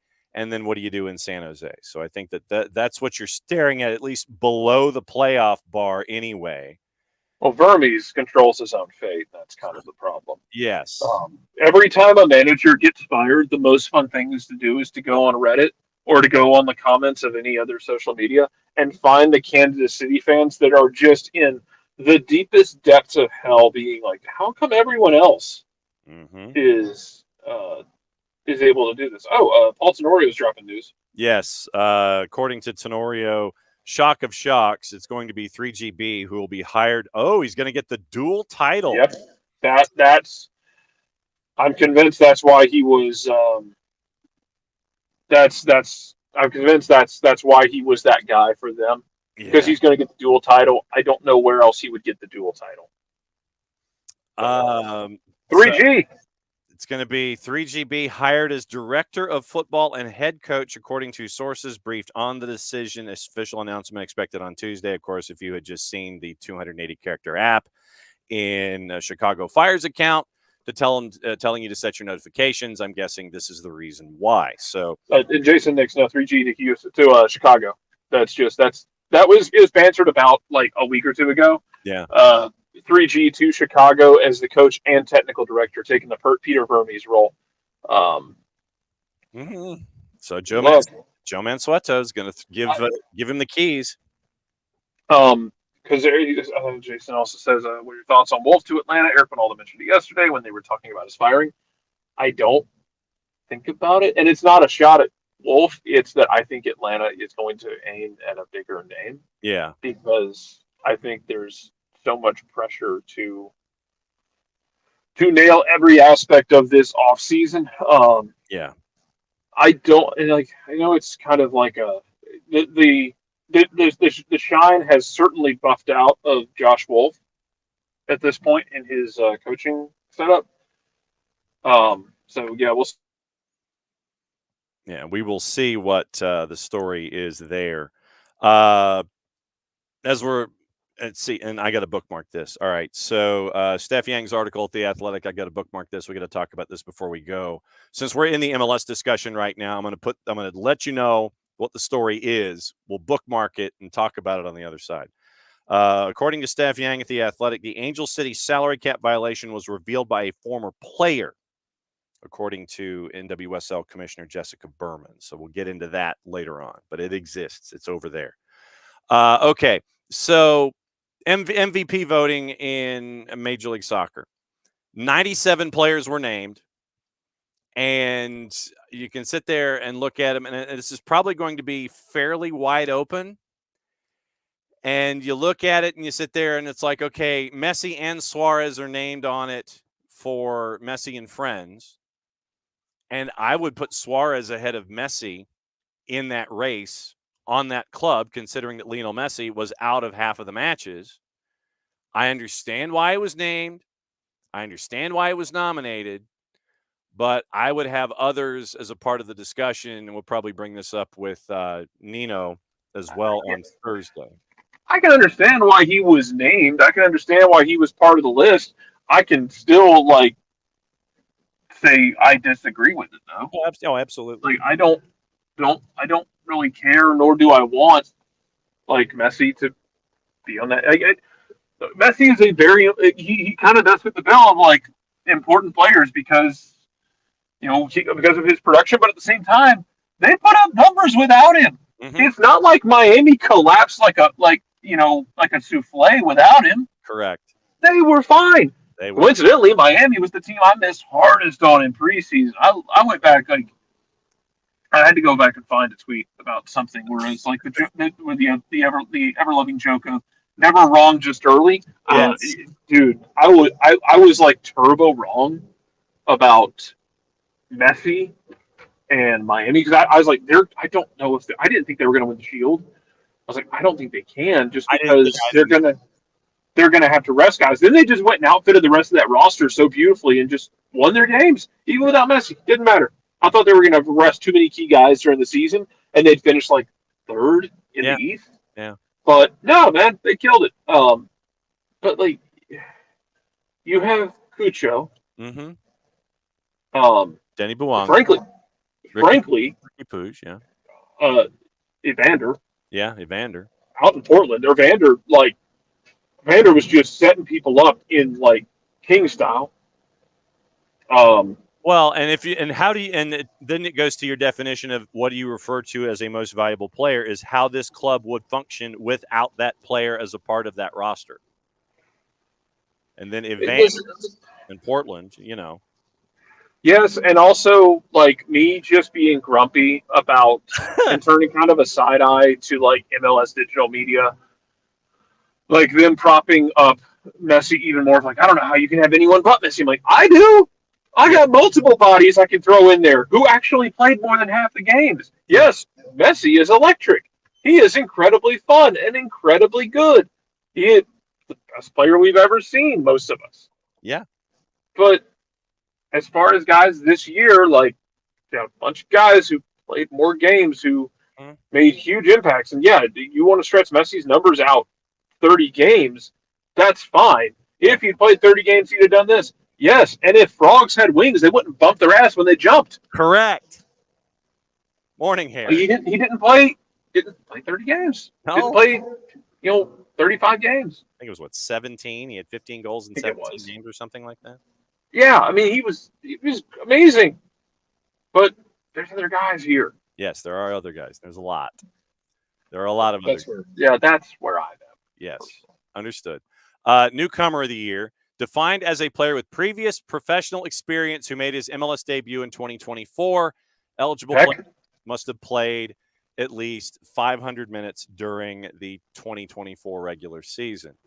Gabriel Peck and both he and Paintsel, the other two killer P's, are a part of the discussion. Yeah, and it's funny because Graham, any team with two nominees eliminates both for me. The Galaxy might be the exception to that rule when it comes to newcomer, because Paintsel and Peck, they might eliminate each other by stealing votes. True. But man, those two, like, you brought both of those guys in, like spending $10 million, like, we're just gonna throw some money and see what we can do. And you brought them in, and both of them contributed to burning everyone's house down. Yeah. It was beautiful. Mm-hmm. That offense is terrifying. Yes. So your nominees: Abada from Charlotte, Guilherme Biro from Austin, who I think Abada's got similar problems that he had in Glasgow, which is going to be health, and it's just him staying healthy and staying on the field. He's good when he's healthy. He showed you that. Yes. Biro, who probably eliminated himself from competition after what he did to Ricky Puig. Buca in Cincinnati, Omar Campos in LAFC, Matt Crooks at RSL, Kuipers with the Fire, De La Vega with Seattle. Did De La Vega actually? De La Vega can't stay on the field. And I don't want to hear, like, everybody's losing their shit about the tackle on Puig. If he comes in like that to Jay Fortune, no one says shit. But because it's Ricky Puig, because it's a guy we know who is on the receiving end of that tackle, it's going to become this pearl-clutching, we can't have tackles like that. Oh, God. He comes in on just like a dude who's a depth piece. We're not going to get the pearl-clutching that comes with it. Is it the worst tackle in history? God, no. Was it reckless? Yes. Mm-hmm. We don't have to do this thing like where we put him in a glass box because we put him in a box and like put him on trial, tie some stones to him and throw him in the river to see if he sinks or floats just because he did a dumb challenge on a guy whose name you recognize on the back of the shirt. Let's see. Who else? Forsberg. Jason, I don't drink coffee, actually. I don't. No, I don't. I despise coffee. Yeah, Jared. I can't do coffee, man. No, I'm right there with you. Forsberg, Gregerson was put on the list. Marcel Hartel from all caps. Catranis, Hugo Lloris, Kevin Long, and Matty Longstaff from Toronto. Hernan Lopez from San Jose. Peter Musa from FCD. Agustin Ojeda from NYCFC. Orejano, Paintsel Peck, Pellegrino from San Jose. Matty Peltola from DC United. Ezequiel Ponce from Houston. Jonathan Rodriguez from Portland. Matias Rojas from Messi and Friends. Bart Sleesh is on the list. Suarez is listed as newcomer of the year. Cedric Tukert from All Caps. Bjorn Inge Utvik from Whitecaps. Hannes Wolf from NYC. And Kelvin Yaboa from Minnesota United. So I'm still on either the Paintsel or Peck wagon personally. That's just me. Figure it out amongst yourselves. Throw down the broken pool cue and let them fight it out. Yes, play a little sleeper. Get it figured out. Young Player of the Year nominees must have played at least 500 minutes during the 24 regular season and be born on or after January 1st of 2002. So basically, you can be 22 and a half or younger. Bayraktarovich, Chris Brady, Campos, Jake Davis from Sporting, Edelman, Jay Fortune, Diego Gomez, Nixon Gomes from Toronto FC, Tavon Gray, Brian Gutierrez, Aliou Ibrahim from Houston, Mitya Elenic from NYC, Kevin Kelsey from FC Cincinnati, Ted Kudipietro from DC United, Luna from RSL, McGlynn, Peyton Miller from the Revs, Juan Mosqueda, Christian Oliveira, Federico Redondo, Jason Russell Rowe, Nathan Saliba from Montreal, Quinn Sullivan, child please. Sorry, I'm thinking Cavan. Kosi Thompson, Nico Sakir. I was about to say, like, Quinn Sullivan was fine. You're thinking of You're thinking of the 14-year-old. I was. Dottie Valenzuela from Cincinnati, Kerwin Vargas, Obed Vargas, no relation, Pedro Vite, Owen Wolf, and Darren Yapi. Those are your newcomers. Or, sorry, Young Player of the Year. So, Young Player of the Year is that group. Give me Jay Fortune. Even it's kind of you, but Diego Luna is standing over there staring at you with a picture of Diego Luna being angry and distrusting. Yeah, McGlynn. Shout out national team for your stupid ass decision making. Christian Oliveira, probably in that group as well. So yes, 100%. Yeah, so Christian Oliveira probably. Defender of the Year, once again, north of 500 minutes to be eligible. Akapo, Jordi Alba, Tomas Aviles, Lucas Bartlett, Rudy Camacho, Mikhail Dos Santos, Noah Isla. I don't think he's going to get nominated now or get wins now. Justin Glad, Yamar Gomez Andrade, Gomes, Gray, Aaron Herrera, Brendan Hines Ike, Robin Janssen, no. Brooks Lennon, Aaron Long, Kevin Long, no relation. Edelson Melanda, who really did improve this season under Dean Smith. Thiago Martins, Andreas Maxu in Colorado, Morera, Palencia, Jackson Reagan, Miles, Rodriguez in San Jose, Rosenberry, Thor Halson in Orlando City, Totland with all caps, Veselinovic, Waterman, Mickey Yamane, Yedlin, Yoshida, and Zuperich. So that is that grouping. I would think that, if it's me, I'm looking at Yamane and Yoshida. Jarrett just went from one cell to the next. The OG Jarrett says a reckless tackle on a star player from LA. Any reckless tackle on a star player from a team like Atlanta, then pro starts targeting said player for diving. That is also true. He's a diver. He's a diver.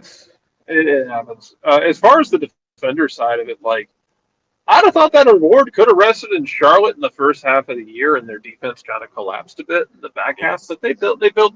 Charlotte did exactly what I tell people to do and what I ask for out of teams, which is build yourself a nice cushion. Show that when you beat yourself on stage, you don't fall out of the playoffs. Charlotte built themselves a nice cushion, went a month without a win, and they were still in a playoff spot. Yeah. You know why? Because they built themselves a cushion by winning their early games. Correct. Just do that. Yes. Keeper of the Year, 500 minutes minimum.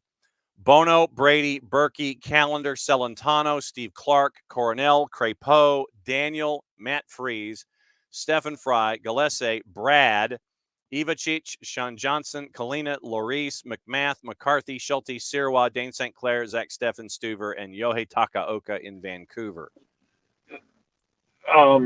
Brad better be invited to the Downtown Athletic Club for this one. That's all I can say. I hope Brad gets down ballot on it. I don't think he'll win it. Brad deserves down ballot at the bare minimum. Yep. He's having one of the best seasons of his career in the twilight of his career. I'm very happy for Brad. For me, it's Kalina. Yeah. I think he's outstanding. Yeah.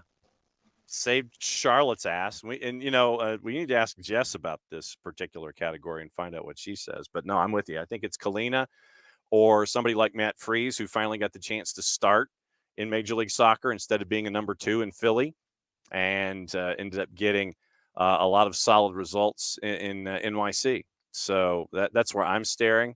Kalina, Brad, Freese, probably Schulte because of Crew, something like that. Maybe Drake Callender, considering that defense that's in front of him. I could definitely see something like that for keeper of the year. Comeback player of the year. David Ayala, Brandon Bai, Leon Flock, Ian Frey, Richie Larea, who just fell down again, Robin Lud, Maxi Morales, Lewis Morgan, Sergio Goma, Eddie Segura. Might be Maxi Morales. Overcome a severe injury and or adversity, missing a significant portion of the 23 season. So Maxi Morales, Lewis Morgan, probably. Audi Goals Drive Progress Impact Award nominees honors an MLS player who showed outstanding dedication to charitable efforts and serving the community during the 24 season. I mean, honestly, when you have an award like this, Jay Fortune is the Atlanta United nominee, by the way. Legitimately, what I would do is I would have each, and I know this is kind of like the Walter Payton Award for Major League Soccer, but seriously, every club needs to nominate somebody, and they all get a significant donation to a charity of their choice.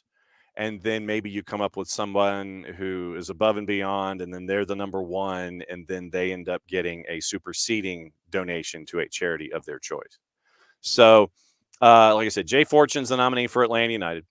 Kellen Acosta, Sebastian Berhalter, Brent Bronico, Callender, Celentano, Crooks, Griffin Dorsey, Andrew Farrell, Felipe, Jay Fortune, Matt Freese, Hector Jimenez, JT Marcinkowski, Eric Miller, Jordan Morris, Jalen Neal, Driver, Darlington Nagbe for Columbus, Osorio, Johnny Russell, Ilie, Pedro Santos, Sirwa, Stefan, Kai Wagner, Taylor Washington, Josh Yarrow. Give them all a donation to their favorite charity, and then they can figure it out who your top dog is, and then they get a one over the top of that. Refs of the year. Best performing head referee of the 2024 MLS season, Drew Fisher, Guido Gonzalez, Lucas Zapala. I'm reserving comment. I'm really reserving comment. And frankly, it should be somebody else. Probably like an Ismail Elfath or somebody like that. Drew Fisher, Guido Gonzalez Jr., Lucas Zapala. How about choice D? None of the above. AR of the year, Kyle Atkins, Logan Brown, Jeremy Hansen. I do not have an informed enough opinion. Of course, for me, it would be probably like Corey Rockwell. And maybe Tori Penso would be referee of the year for me. But Corey Rockwell would be my AR, and I'd like to go off the board for 500 in naming my referee of the year. So that's your nominees. I think we've got another 5 days to figure it out and find out who is part of the naming process and all of those awards. By the way, did you know, speaking of awards, did you know that SDH was up for an award? Did you know? You have until Sunday dinner time to vote. If you have not, or tell others to do so. Go to footballcontentawards.com/voting, and you can vote for us as the 2024 Best Media Organization Broadcaster Rights Holder. And you go to voting, and there's like 19 different categories. You can just vote. You can vote in all the categories if you want, but the category that matters where SDH is concerned is Broadcaster Rights Holder, Best Media Organization. Going up against a crazy amount of folks around the planet. And very, very humbled that all of you folks are letting everybody know on social media and all that kind of stuff about to vote and how to vote, and your backing of us as a network is very, very humbling across the board. Best Media Organization, just so you know, here's who we're going up against. Amazon Prime, BBC, Golasso Network, DAZN, ESPN FC, ITV, Sky, TalkSport, and what used to be BT Sports, which is now TNT in the UK. And us. That's Best Media Organization finalists in 2024. Go to footballcontentawards.com/voting. Vote for us, or find people who can vote for us if you have not been able to find a separate IP address and be like 19 different people and stuff the ballot box. Because up until the 13th, 50% of the vote is fan vote, 50% is judging by judges, would include Peter Drury this year. Very cool, by the way. So you end up with all of these folks. There are 3 here in the U.S. We are one of the 3. 10 on the planet. We're one of the 10. Get at your slingshots and your stones, people. So here's what they said about us, and it's very humbling. Based in Atlanta, Georgia, the Soccer Down Here Network offers a unique mix of football content, including live broadcasts, talk shows, and in-depth interviews, specializing in all levels of the sport from professional to high school. SDH has expanded its offerings with the launch of SDH2, a new platform for live event distribution. The network's commitment to covering all aspects of football, combined with its growing audience, makes it a standout content provider in the U.S. market. I'll be damned. That's very, very humbling to have something like that happen. So footballcontentawards.com/voting. You have until dinner time.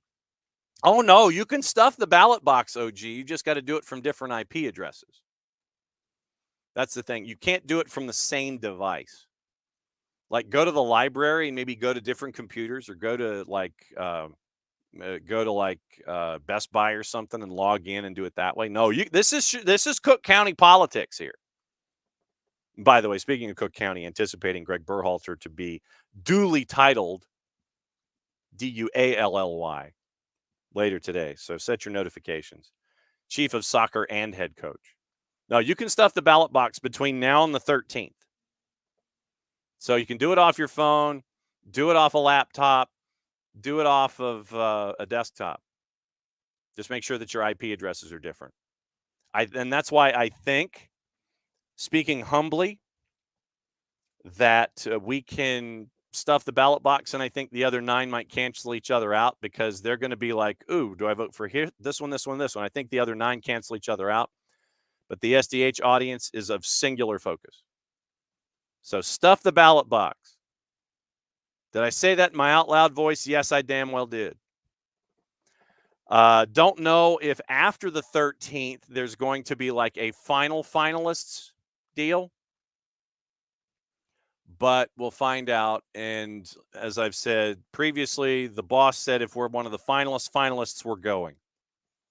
Finals are announced at Tottenham Hotspur Stadium November 21st. So basically a week before Thanksgiving here in the States. So stuff the ballot box as best you can. Tell your friends, go into the Discord, tell your friends to vote. And apparently the Jets have fired Robert Saleh. Guess we know who runs that club. Don't hug me, it's too early. And apparently the hugging is not going to happen. So there'll be no hugging of Aaron Rodgers if he doesn't want you to hug him. And Robert Saleh is not going to hug him. Nick's, I love you, but how it's going to be bad enough trying for us to afford it. Nick says if we make the finals, the entire Twitch pit should make the trip across the pond. That'd be great. But tickets to just get in the door at the awards ceremony at Tottenham Hotspur Stadium on the 21st of November are $200 just to walk in the door, 200 pounds to walk in the door. Literally, you can be 200 pounds or 350. I think it's a rising scale, but nevertheless, the get-in price to sit down in the awards banquet is 200 pounds at Tottenham Hotspur Stadium on the 21st of November. So, like I said, we'll find out. Like I said, I don't know if they do finalists after October 13th or not, but we have until, yes. See, if Uncle Arthur sponsored us, that'd be epic. But I don't know if Uncle Arthur listens to the show or the network. Plus airfare. We probably could points out the hotel. And the key going to London is to fly through JFK. Don't go direct.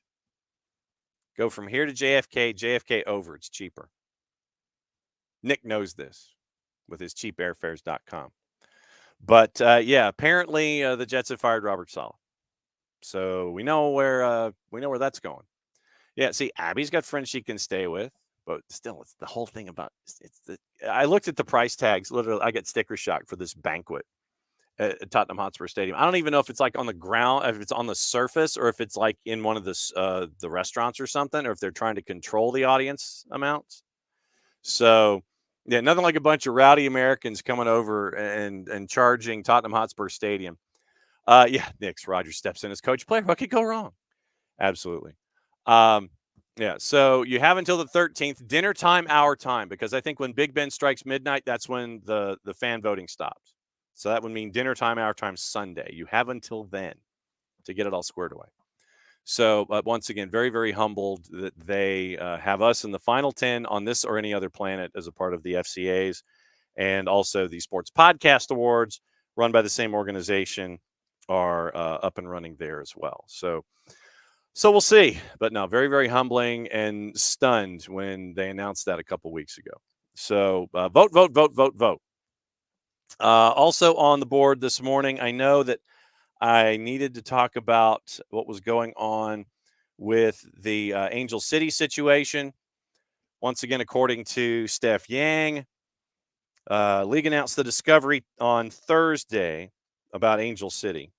Remember, conducted an investigation, found violations of cap rules and side letters, agreements outside the standard contract between Angel City and 5 players not disclosed to the league. League found Angel City exceeded the salary cap by approximately $50,000 for 4 weeks during the 2024 season. You got the points deduction, the fine, suspended the president and CEO Julie Uhrman and GM Angela Huclis Mangano for all duties relating to player transactions for the rest of the year. Jessica Berman spoke to The Athletic before the Shield presentation in Orlando, didn't share the specifics of what the side letters entailed or in which categories, meaning bonuses, childcare, or reload. Angel City had spent the money on to put him in violation of cap rules. The revelation by one of the team's former players prompted the league to follow up with questions about compliance. Berman told The Athletic, "We have very clear rules that require all agreements with players to be disclosed to the league. Any agreements that are not disclosed are by definition a violation of our rules," end quote. NWSL players sign their contracts or standard player agreements directly with the league as part of the single entity structure. Berman said some of what had been in the side letters was simply repeating the contents of the SPA, but some of it was new. And so Steph Yang writes in her article, in an early anonymous survey of GMs, some GMs said they found the league's rules complicated or hard to understand. Berman disagreed with the survey results, saying, quote, "The rules are very clear." Berman said the league routinely asks teams about their salary cap compliance. Angel City investigation triggered by receiving new information. Going forward, however, the league will conduct more team audits as communicated in the press release announcing disciplinary action against Angel City. Berman didn't say if any clubs were already being audited or what the timeline might be for concluding an audit, terms of consequences, financial, competitive, individual, and club. So Berman said the league reviews its entire operations and competition manual in the offseason, will continue with its rules analysis, including financial regulation. So that is the that is the rundown of what happened involving Angel City. So it was a former player that came forward to discuss everything involving the issues involving Angel City. Ryan Mason is in line to leave Spurs for his first management gig. It looks like it's going to be, he could be the new manager at Anderlecht, according to TalkSport, one of the club's leading names to succeed Brian Reamer after Mark van Bommel dropped out of the running. Mason, who had a stint as the interim back in 21 after the dismissal of Jose Mourinho, could be set to land his first managerial role 6.5 years after hanging up his boots. Became the youngest manager to take charge of a Premier League game, age 29, in the 21-22 campaign. Anderlecht are 4th in the Belgian Eredivisie, parted ways with Reimer last month. So possibly Ryan Mason heading over to Anderlecht to continue going there with his managerial progress. West Ham star Lucas Paquetá could face a lifetime ban over betting offenses after his old phone reportedly led to 2 new FA charges. 3-letter paper Take the information at your own peril. Nick's good to see you. Three-letter paper says he handed in his mobile to the FA 12 months ago, used a replacement handset for the 8 weeks that his call log messages and bank records were analyzed. The report adds Paketa discarded his original phone upon its return, which has only added to his rap sheet. This is courtesy of our friends at TalkSport. That's because the FA was said to have requested more access to the device to examine further details, only for Paketa to admit it had gone. That led the playmaker to be accused of obstructing their probe, with the charges issued in May, 2 aggravated breaches for non-cooperation, and understood to have been accused deliberately by being booked during 4 Premier League matches. Should the 27-year-old be found guilty of spot fixing, he could be set for a lengthy ban, potentially 6 months to a lifetime. Verdict unlikely to be reached until the summer, so he's free to play for West Ham for the remainder of the season. Obviously, there's a meeting today involving Drew and his Manchester United.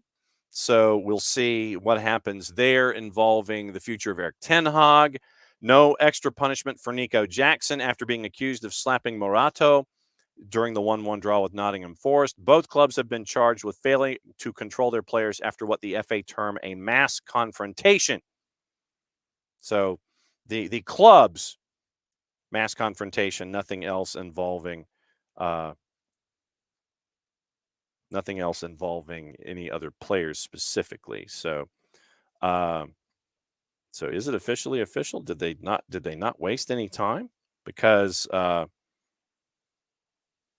Stephen Goff is now reporting that things are officially official involving Greg Berhalter.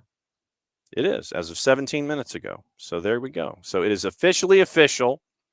Greg Berhalter is now the new double boss man at Chicago Fire. He has both titles. So good for Greg Berhalter.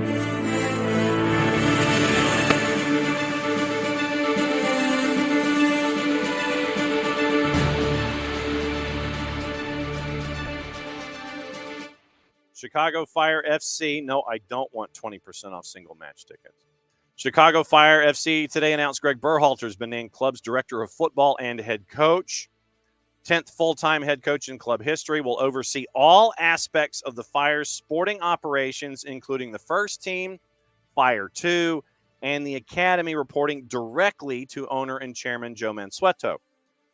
Current head coach Frank Klopas will step down from his position following the team's final regular season match on Saturday, October 19. Will transition to a new role as vice president of football.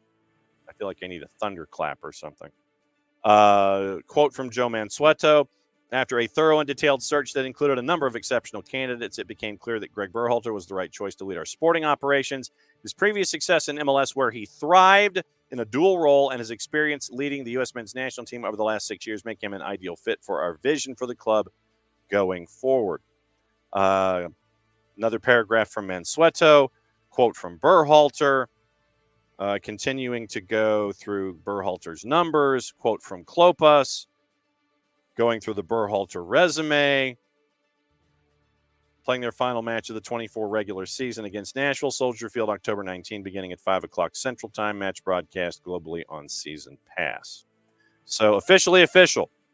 Greg Berhalter, director of football and head coach for Chicago Fire.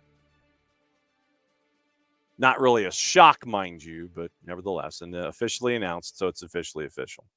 So Greg Berhalter now has a dual role, double title, probably 2 business cards for the head of soccer operations and to be the new head coach for Chicago Fire. So that's the news involving Greg Berhalter this morning, one of the worst kept secrets known to mankind. All right, gossip, rumor, and innuendo, what to watch, where to watch, how to watch it, all that kind of stuff. Tomorrow, standard show, and it is going to be Tyler at 9:15. If we can track down Dylan Butler at 10 o'clock, we'll do that. Then Marion Crowder at 10:30 to discuss Super League and her show that's on Sirius XM, by the way, with Anna Whitty, discussing Super League and SEC soccer. So there's that. All right. Future of Eric Ten Hag decided at a club meeting on Tuesday. Ruud van Nistelrooy favored to take over if a change is made. No updates yet on any of the media that is social involving Eric Ten Hag. I'm checking before we leave to see if there's any kind of an update. Nothing as of this morning.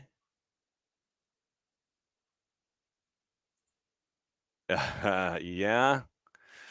So, yeah, you've got all the fancy folks that want to sit there and say, hey, look.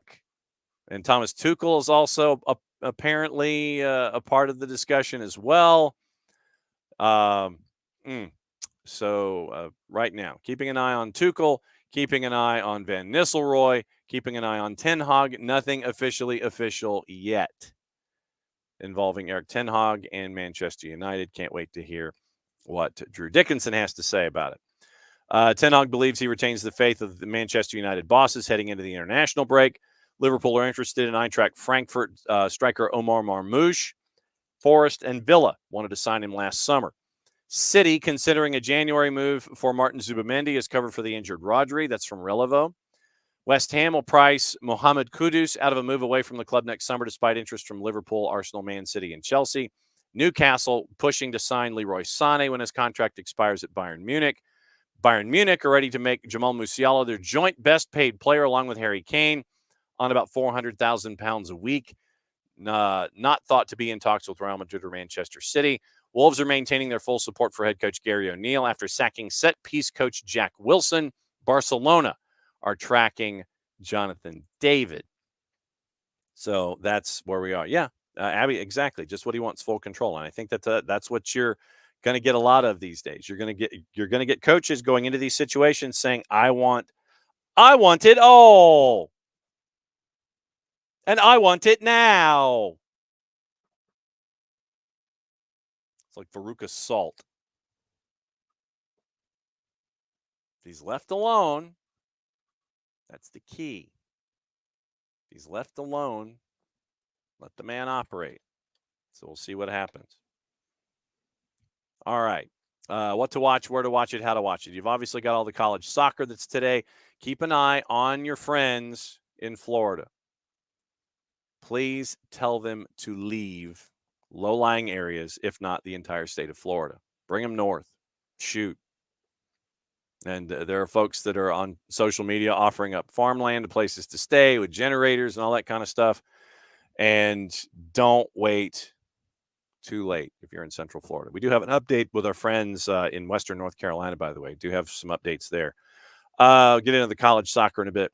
The Zone Women's Champions League doubleheader, 12:45. Roma Wolfsburg, Lyon Galatasaray at 3. Chelsea, Real Madrid, Celtic, and FC Twente. ESPN Plus has USL Championship, Loudoun, and Indy 11. College soccer today. A lot of stuff on the men's side starting at 6 o'clock, and it's mostly men's. There's one women's matchup at 3 o'clock, High Point and Winthrop on the Plus.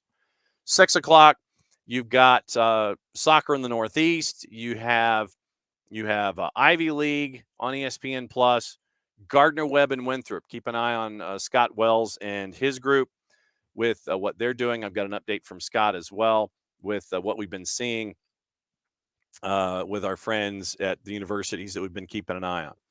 Also at 7 o'clock, once again, stuff in the Northeast. It is Ivy League. It is Big South. It is Conference USA. ACC Extra has James Madison and Virginia, so ACC has activity going on. You've got Maction going on. You have what's Cleveland State in these days in soccer? The Midwest Conference that they're in, ACC Network once again.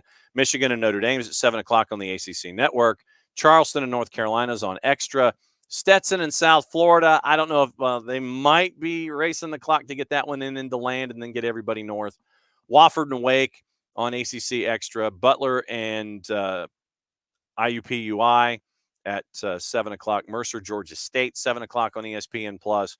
Harvard and BU, Covenant, Belmont, and Central Arkansas and Tulsa. So that's what to look at with all of them. So keeping an eye out for all of them in college soccer. Oh, the updates from our friends up and down the line. Tried to catch up with some folks yesterday, and it appears that UNC Asheville, the soccer has been moved to UNC Charlotte. All fall sports, men's soccer, women's soccer, volleyball, to train and live. There were pictures yesterday of folks leaving the UNC Asheville campus, and they're heading to their various places. And major props, by the way, to everyone that is reaching out to help out when it comes to everything on campus involving UNC Asheville and where they're heading and where they could be going, that kind of stuff. So hang on. Asheville men's soccer. Where's the Asheville Athletics? 24 schedule has been readjusted. So it appears, and so Asheville Athletics started moving, and it's UNC AVL Bulldogs. So AD Cone posted a letter a couple days ago with an update that's attached. So now the way that it is, men's and women's soccer and volleyball are being hosted. This is UNC Asheville. UNC Asheville, men's and women's soccer and volleyball are now at UNC Charlotte. Cross country's at Wofford. Men's and women's hoops are being hosted by the Charlotte Hornets. Women's swimming by Gardner Webb. Men's and women's tennis by High Point. Baseball moved to UNC Greensboro. Track and field training remotely until further notice. Women's golf residing in Kiowa, then hosted by Wofford College. So that is your Asheville update. Biggest thing from Scott Wells and our friends at Gardner Webb is that he has redirected their efforts when it comes to helping folks out. And it was in a text. So hang on just a second. Let me. Biggest thing that Scott wanted to say was that there's a lot of aid, and right now, no power or water in his section of Asheville. Moved their efforts to Swannanoa and Black Mountain, as well as Old Fort. Difficult because there's almost too much food now, and the bears are being able to get to it. Churches can't give enough away and are literally begging people to come and collect it. So Scott Wells and his efforts are now looking more into families that have lost homes, having to move and needing things for their houses, etc. So with your favorite charities or groups that are trying to help out folks, Western North Carolina, Middle Georgia, what have you, check ahead, see what they need. My question was to all of our coaches that we've been in touch with, what do you need? And so that's why if you're going to hook up with Scott Wells and what he wants to do, it's about families that have lost their homes and trying to reestablish just being in a home environment. So it might be things like furniture, gift cards, those kinds of things to help these families rebuild. UNC Asheville, once again, as an entity, has relocated to a bunch of different campuses. We mentioned the conversation that we had, I want to say, with Lee's McRae, where it's been moved to Ferrum and into Virginia and access there as well. But we'll keep you posted on what those folks need. From a high school perspective, here in the state of Georgia, I've been able to do some reading and some writing at GPB, and literally right now in Hazelhurst in Jeff Davis County, which seems to be kind of a central point, it is the idea that they're going to play high school football this weekend. 70% of the county does not have power, but they're going to play and use it as a celebration as Bacon County comes to Hazelhurst this weekend. But check with your local high schools and all of your contacts and all your people. Find out what they need. Like I said, it may just be something as a roof over their head, might be a gift card, might be something to try to sit there and dust themselves off on a daily basis, a place to get quiet. Maybe it's some Wi-Fi access or something like that. But before you send something outbound, check locally and see if something is specifically needed to attach to where you're looking to give aid. So we don't have a situation where folks are given a boatload of food and nobody comes and gets it, and then the bears get to it. You're helping the bears out, but families not so much. So check ahead of time. and check and see what you're staring at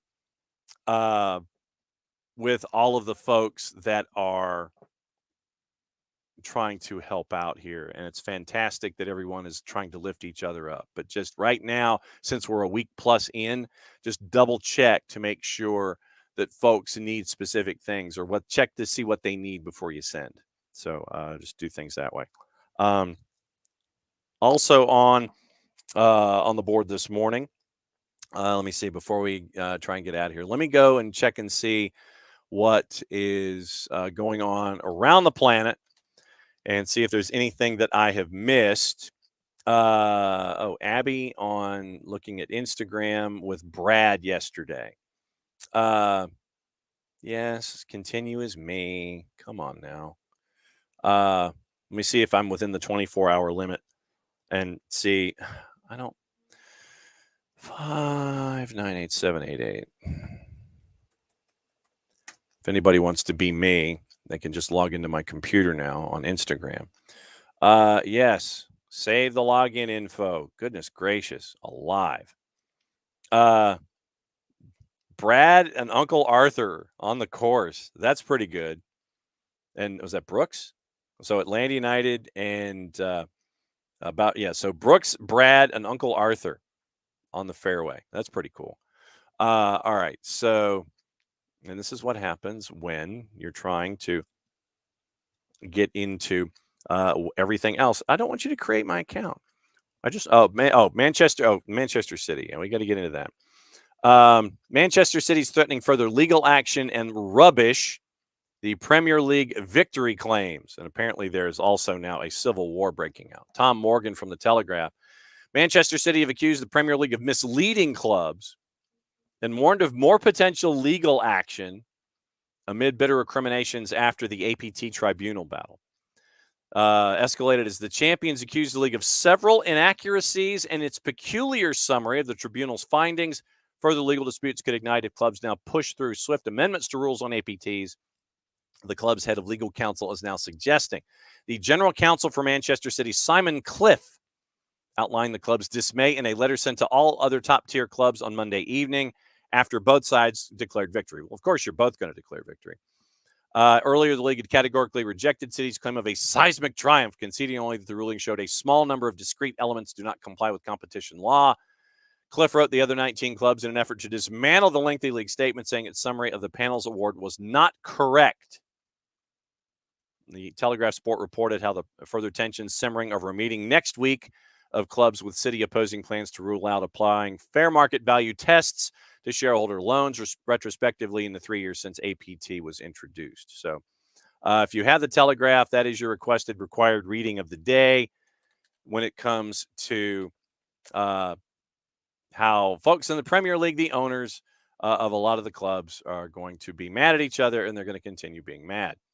Also, trying to see if I've missed anything when it comes to anyone else. Like I said, I'm scanning copy here, trying to see if there's anything else. So nothing in the Times and nothing in that. So we mentioned the club. Andres Iniesta did announce his retirement after a 24-year career, by the way.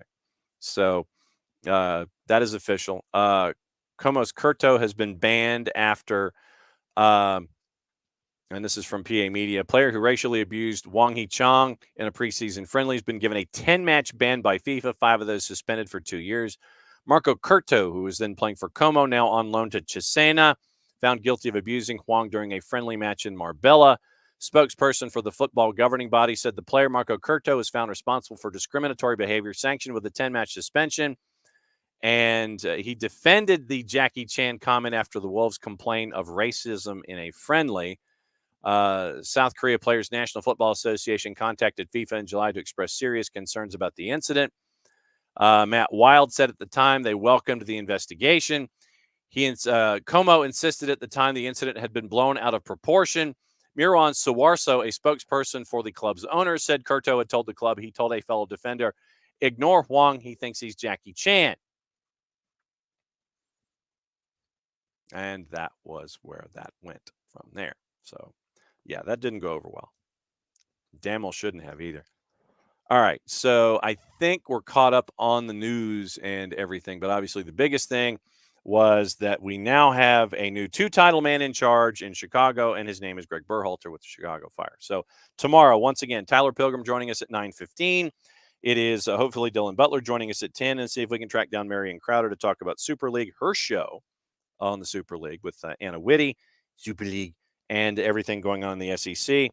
And don't forget, we're also going to catch up with some new friends in the NPSL on Wednesday as well. That interview will get posted to the network.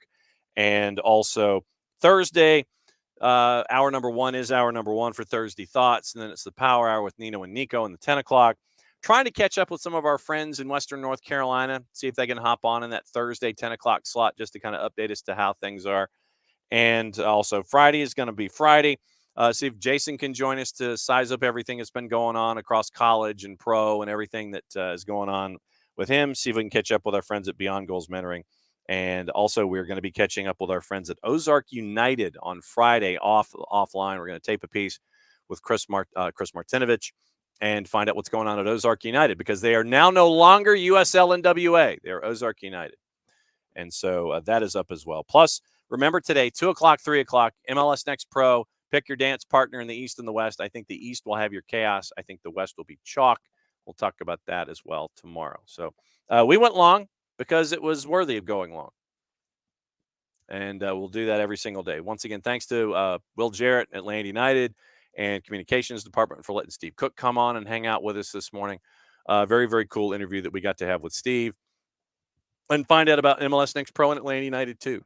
And we'll see where all of it goes from there. And Steve can come in and talk about anything he wants to at any given time.